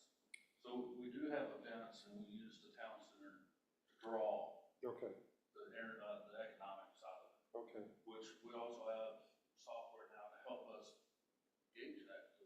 Okay. Is it working? And we're finding out it is. So most of our events that we've done a ways back, in my opinion, did not do that. We're able to capitalize on that. Okay. So with that said, we use our parks to have that draw. Okay. So when we talk about entertainment, I think the entertainment and concept of bringing the racetrack, the dirt track, I look at that as being an entertainment. If we have a concert in the park, that to me, that's entertainment. Somebody's getting something out of it. Okay. Beyond what a city Okay. world is. Which is a More big, mobilized. right. But when I put my sticker on that, I thought more of the effects of alcohol, drive-in movie theater, Okay. those types of entertainments. Okay. City event wise, y'all are, Elizabeth and y'all advertising and stuff, we're doing a great job at it. Events were good. Events were good. Entertainment is like, entertainment is Then where every destination you go to alcohol. And the reason why I asked that about events is because I can remember having big events, people drove in, went to the event, drove home. I mean, it didn't do much for our city. That's why I was trying to. Yeah, but I look at events too as, one of the deals I've been working with on the racetrack is actually having some type of concert series out there. Okay. Because Series they event. have bleachers and you can bring in a stage and bring a band out after the races or before the races or even just on a Friday before the races. So you're talking about a series of events? Right. Because I'm not trying, just saying, I just remember having an event, one isolated event, drove in, drove out, bye, see you later. It might have given us exposure, oh, this is a nice place, but it was an in and out, and we didn't see much change in the economic development from it. But you're talking about Top Golf, which is people gonna be coming every weekend, or a movie theater coming every, I mean, these are a series of events. That's all we meant by that. Well, that's where I said entertainment slash event. Events are one thing, but entertainment is just like you're talking about, it's the racetrack. Entertainment venue. Yeah. I mean, We're dead time after 6 p.m. There's nothing to do. you talk about, driving through, a lot of cities, a couple of years ago, were just free doing park movie theaters. So when you show up to the park and then they're showing a movie at the park, we're set up where we can do that with the pavilion. So when you drop the screen, you have a white screen over that. That was part of the plan years ago when we put that up to actually start screening movies out there. And we can't make businesses come, but we can create an environment that's conducive to one. So tell me what I want to write that is an actionable item that will help get to our vision. Safe, family-oriented, thriving community, promotes a better way of life. We need to mandate the EDC, and we have a new, directors for this, to go out and find some entertainment companies that would be willing to Okay, pursue, We need to recruit them. pursue, recruit, Empower them to go. To specifically go after. pursue, recruit, entertainment venues. Like, and do we want to, The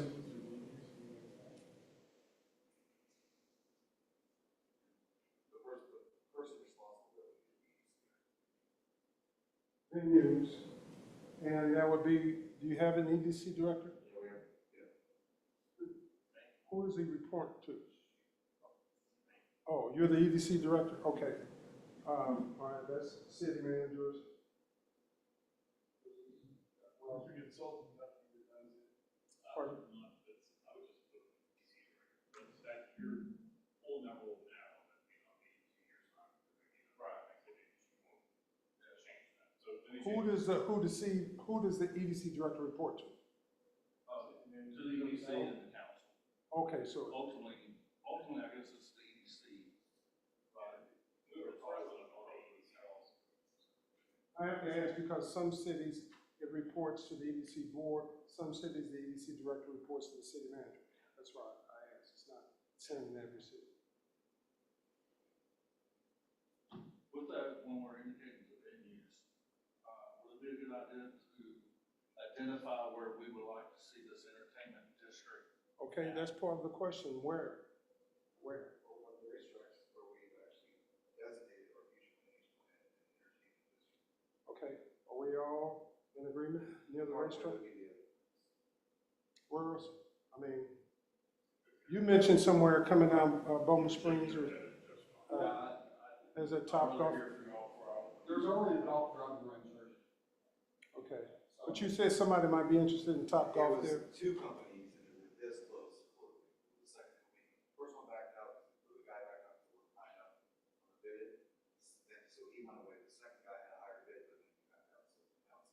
Okay, With that, we still have a third one, wanting to do the same thing. right. So with that, with what you're indicating, which I'm not necessarily disagreeing, particularly if we want to bring the drag strip back, obviously that'd be a great location.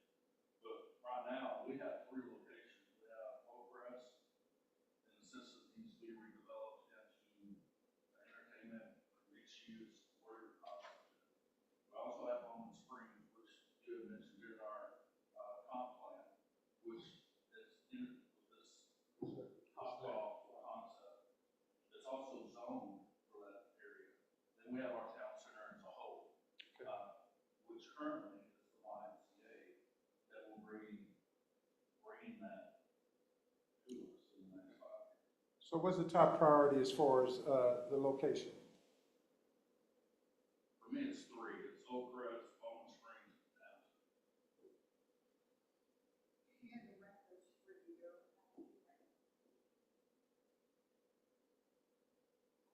I would probably say Bowman Springs is number 1, only because I look at Oak Crest as being more of a mixed use, which also includes the rail stop, hotels, venues in the sense of restaurants, grill, bars and grills, things of that nature. Well, that mixed use itself is a entertainment district. With the concept of the Top Golf coming in that area helps the economics of Bowman Springs. We're limited on that space, but if that company comes in and builds what they're visioning, it becomes an entertainment district. So should we say we want to pursue, it sounds like there's a couple locations. You can say Bowman Springs first. Second would be, Town center. third would be.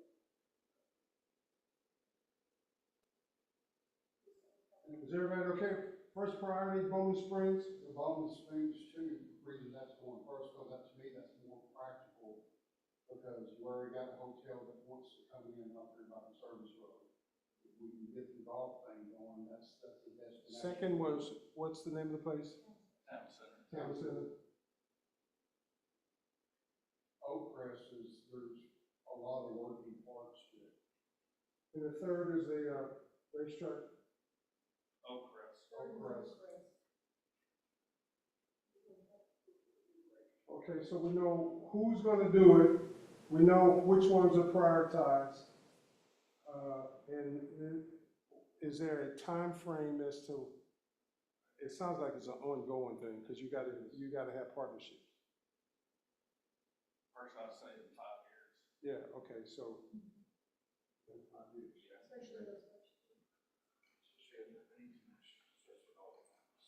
Okay, so now we know what we're gonna do. We're gonna pursue recruit companies, venues. It's gonna be done by the city manager and EDC director. First priority is Bowman Springs, second Town Center, third Oak Crest. We're gonna do that within 5 years. I don't see Oak Crest in 5 years.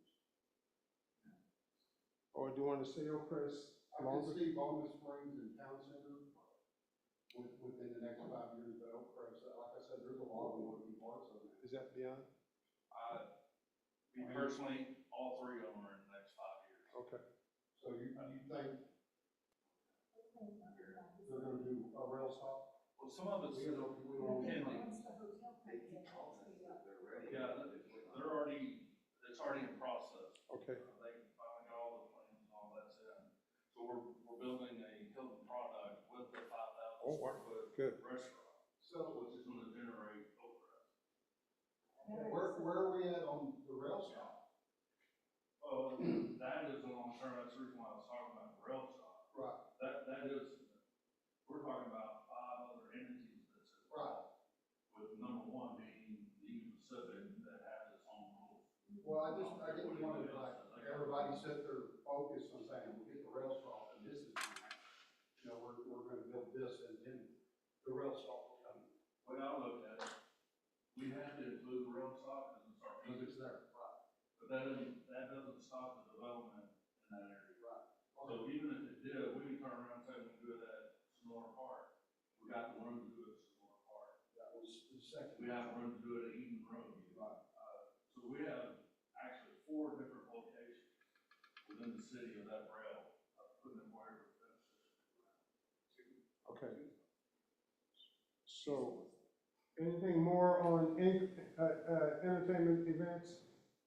We don't have the right stuff. Chris mentioned yesterday, like a water park of some sort, which we do have things in place to accommodate that. We have a type B EDC, for example, which Okay. will allow funding for a water park. That's it, that's it. I don't know if we want to put it down. It might be a pipe dream kind of scenario, but it wasn't a bad idea. Like, we Well, wanna just see- because it's a flood fund. Yeah, flood. Yeah, I figured, you know, you put 40 park, but other stuff, construction stuff, a little bit, it's not. I didn't know the rule. Over by Sabre, just on the south side of Sabre. So water park is, to me, water park is another venue. Yeah, Mike, part of the engineering, Okay. No one's seriously talked about that, but it's not a bad idea. We have things that could help that along and allow us to do that. Well, I have companies, venues, that means plurals, that you don't limit yourself, on that, I mean. Honestly, that's something that could fit the whole crest for mixed use. Okay. All right, the second one on there, for economic development was capitalize existing assets. Tell me what you mean by that. That was more than we were talking about first. Racetrack, we have a distillery here. It's the only one in the United States that of that kind. You have a distillery, Yeah, it's a, do they sell it? whiskey. They sell it all over the United States. Okay, but It's open to the public. I can draw a ton of people, man. They're getting national, attention, magazines, national magazines. Cool. I came down Bowman Springs. You just missed it. That's it. No, he didn't. Oh, yeah, you left. Yeah, yeah. Okay. You were. I mean, You go out to the right there. You really have to look for it. Next to the fishing store. okay. It's really waterville that kind of stands out. Yeah. So I came down Bowman Springs to, You would tickle that up right on the. Kennedale Parkway, no, I came down in Corey Edwards, Corey Edwards. and you missed it. So if I can continue down Bowman Springs, I would Get have, on Kennedale Parkway, go down Bowman Springs. okay, I'm gonna drive by there. We'll drive right past. Okay. You'll see, Man, it's the only one in the country? used car lot, a Vietnamese house, whiskey is what it is. What? Vietnamese bike whiskey. store. Man, that's incredible. Nice owners too. They love working with the city. So what, that seems like another opportunity for the city manager, EDC director to expand on. Okay, and what's the name of the place? Sutai, S-U-T-I. S-U. UT. Huh? It's Suti. Suti. Craft distillery. Amazing owners. Wow. Red Roadhouse is another asset. It's one of our bigger buildings we have in town that we might not really ready. It was bought. It was. Okay, so what can we do with this CT that's gonna generate more, bring about more economic development? It'd be cool if the EDC could partner with them about maybe adding a restaurant to the place and making it like a brewery that we're talking about, because technically it would be a distillery kind of restaurant. If they were willing to do that, there's probably EDC funds to help them. Yeah, originally. Do they have tours? Yes, yes, you can do tastings there. Okay. So even like like you know how to do the wine tastings in our. Yeah, man, I mean, that's a pretty good, I mean, you know, that could really, if it's national and there's some marketing connected to it, you can have a lot of people coming in. Okay, that's, pursue adding restaurants, expand, what are, I mean, what is, it's, expand tastings, I mean, Local interaction there, I think they would like that too. yeah. More people coming in there for the tasting.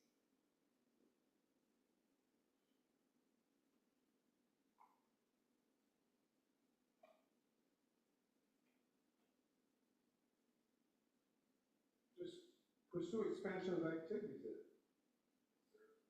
I mean, that's a, I didn't know about that, that's it. Okay, what about the racetrack? What do y'all wanna do with the racetrack? I think we should partner and still encourage them. I think there's that, we're starting to fix what was broken in the disconnection. And they bring it in big events like next week, and it's huge, huge. You talk about events. Now, the reason why I was saying I'm not a fan of one of these isolated events, but these frequent events, woo, yes. I think Kenneth, you brought up a good point. They don't sell alcohol. There's no point of sale there. That's, people say it brings in money. I don't think they bring in the kind of money that they can and the potentially could. So again, EDC can partner with them about the emergent services or something. Okay. Help them get their, you know, a liquor license or beer license or whatever they need to facilitate that. And that's, again, sales tax for the city. We desperately need. You know, but you also have to understand, we try to partner with some of these companies. It's a two-way street. We can't force anybody to open a business here. We can't force businesses to open a restaurant or get a liquor license. Or point of sale, or provide a. But it is an asset. It No, would be a I- better I- asset if it was this way. I totally agree.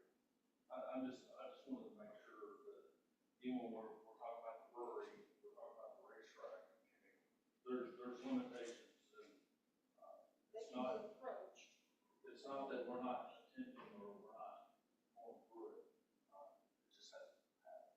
Well, my deal with working with the racetrack is I'm not approaching them, they're approaching me about, hey, let's do a concert. Let's do a concert out here. And we can do it in the parking lot and set up the stage here and everybody can bring the chairs and get a big band to come in and play. You know, where you're selling $50 tickets for an all-day event. And food trucks and all this other stuff, so. So one of the things that, on economic development, it's also a perception of how the municipality feels about this. So ongoing,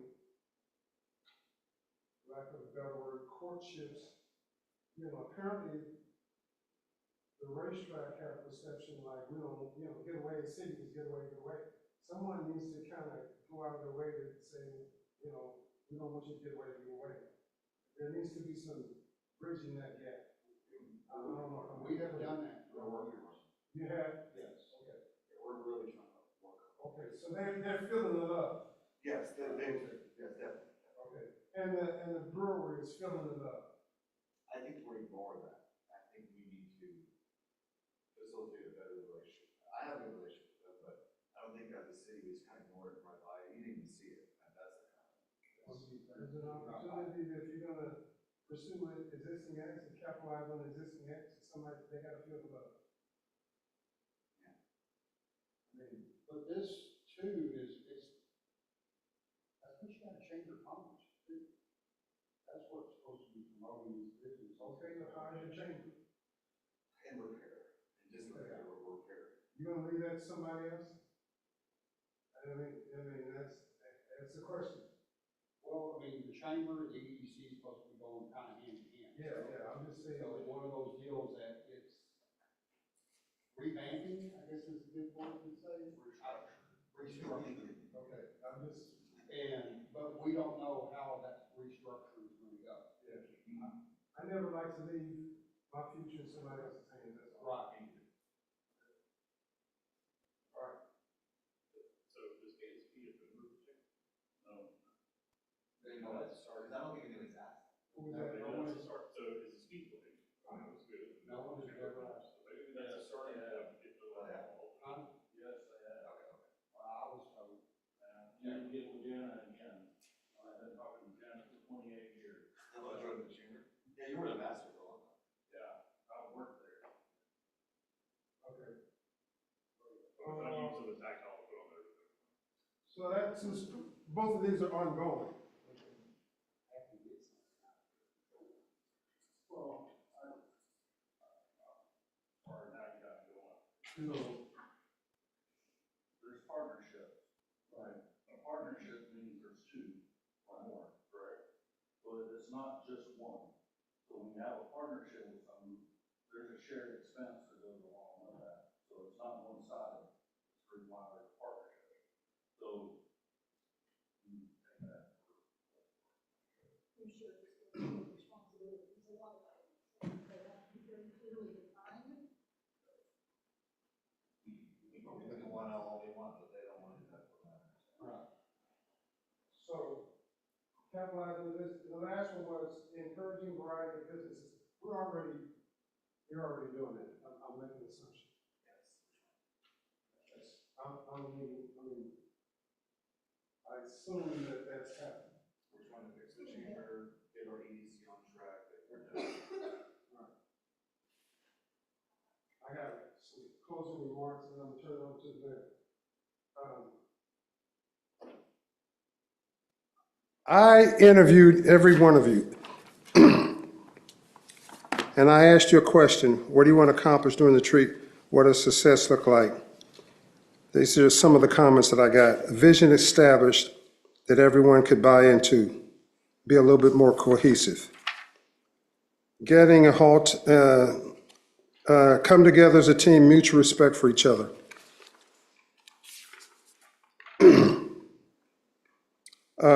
What is our shared vision? What needs to be done? Shared vision. Shared vision again, collaborative vision.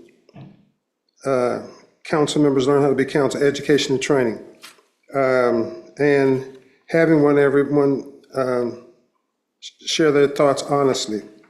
And the last one's start to communicate across the aisle, clear direction from city staff. So I sense, based on what we've done, I got to ask each one of you all, was this a good use of your time? Yeah, I was pleasantly surprised yesterday, getting home, much, had to go, amazing, great day. That was pleasant. Okay. Mr. Mike, was this a good use of your time? Yeah, I think it was. I mean, it kind of opened everybody's eyes that it's not this group against this group. It's, we're all coming together and just with the DICS, showing where everybody's at, we can all work together and achieve the common goal that we want. Mr. Gary, was this a good use of your time? Yeah, I think so. I like the part with the dots, so you can kind of see that, you know, all that collection before you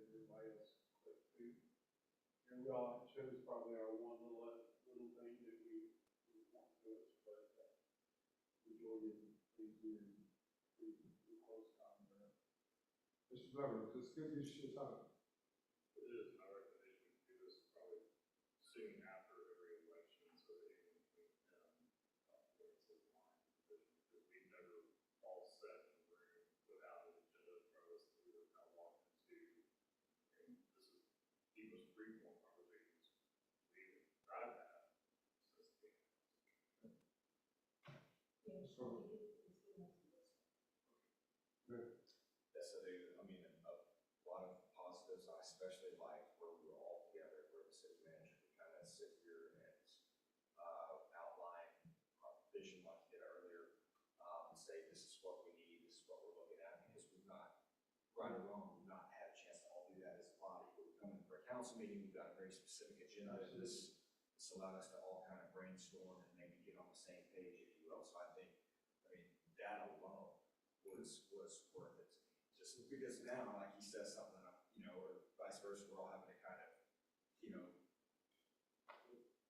and I want to say this, you, Mayor, both of you two, and the city manager, you all were encouraging this. I appreciate your leadership. You thought it was extremely valuable for the council to come together and do this. And so I appreciate the leadership of the mayor and the city manager. Both of them said, we need to do this. So it's been my pleasure to work with you. Like I said, I love cities, but I will say this, you all worked hard and you all accomplished a whole lot. And you all, I don't think you all have sat down and had, as the mayor said, have had this kind of dialogue and discussion. What benefit of doing this is Kennedale and the future of Kennedale as a state. So I want to appreciate you all allowing me to come here. Thank you, Mr. City Manager. And was this a good use of your time? Oh, absolutely. To the mayor's point, it's hard for us to be able to come in and not set the time and make it a priority for all of us. Yes, sir. If we don't make it a priority, these things we can't accomplish. It's been my pleasure working with you. First, if you don't mind, things that we put it here at the end, are you gonna send that to us like an email? So what I'm gonna do is compile a report of your top priorities. And then when I'm done, I'm taking a picture of this and I'll send him a report, and what he does with it is out of my hands. Cause I'm gonna send it to him. Come visit us again? No. I can come visit us again? Oh, yeah, I mean, it's my pleasure. You're not that far. No, it's not, but I mean, there's a lot of good stuff here, and, I think there's some benefit of coming together and working together, because you all accomplished a whole lot. You got a plan for the future. I would encourage you all to update that plan in the future. Like you said, Mr. that needs to be, this isn't just something you do one time. But I'm gonna give him something that this is his marching orders, and I pressed you, because like I said, you could tell him to go to California, he'd take you there and you wanna rip into pieces. That's why we needed that specificity. So when you say you wanna go to California, you clarify, I wanna go to Southern California, I wanna go to Boston. That's why I pressed you. Thank you very much. Thank you. We'll take some pictures. By the way, at the end of November, we have this awesome event that goes on in Kennedale. You should come check it out. Well, I need an invitation from the city manager. Time for everybody's favorite motion. Do we have a motion to adjourn? I make a motion to adjourn. Do we have a second? The meeting is adjourned at 1:20 p.m.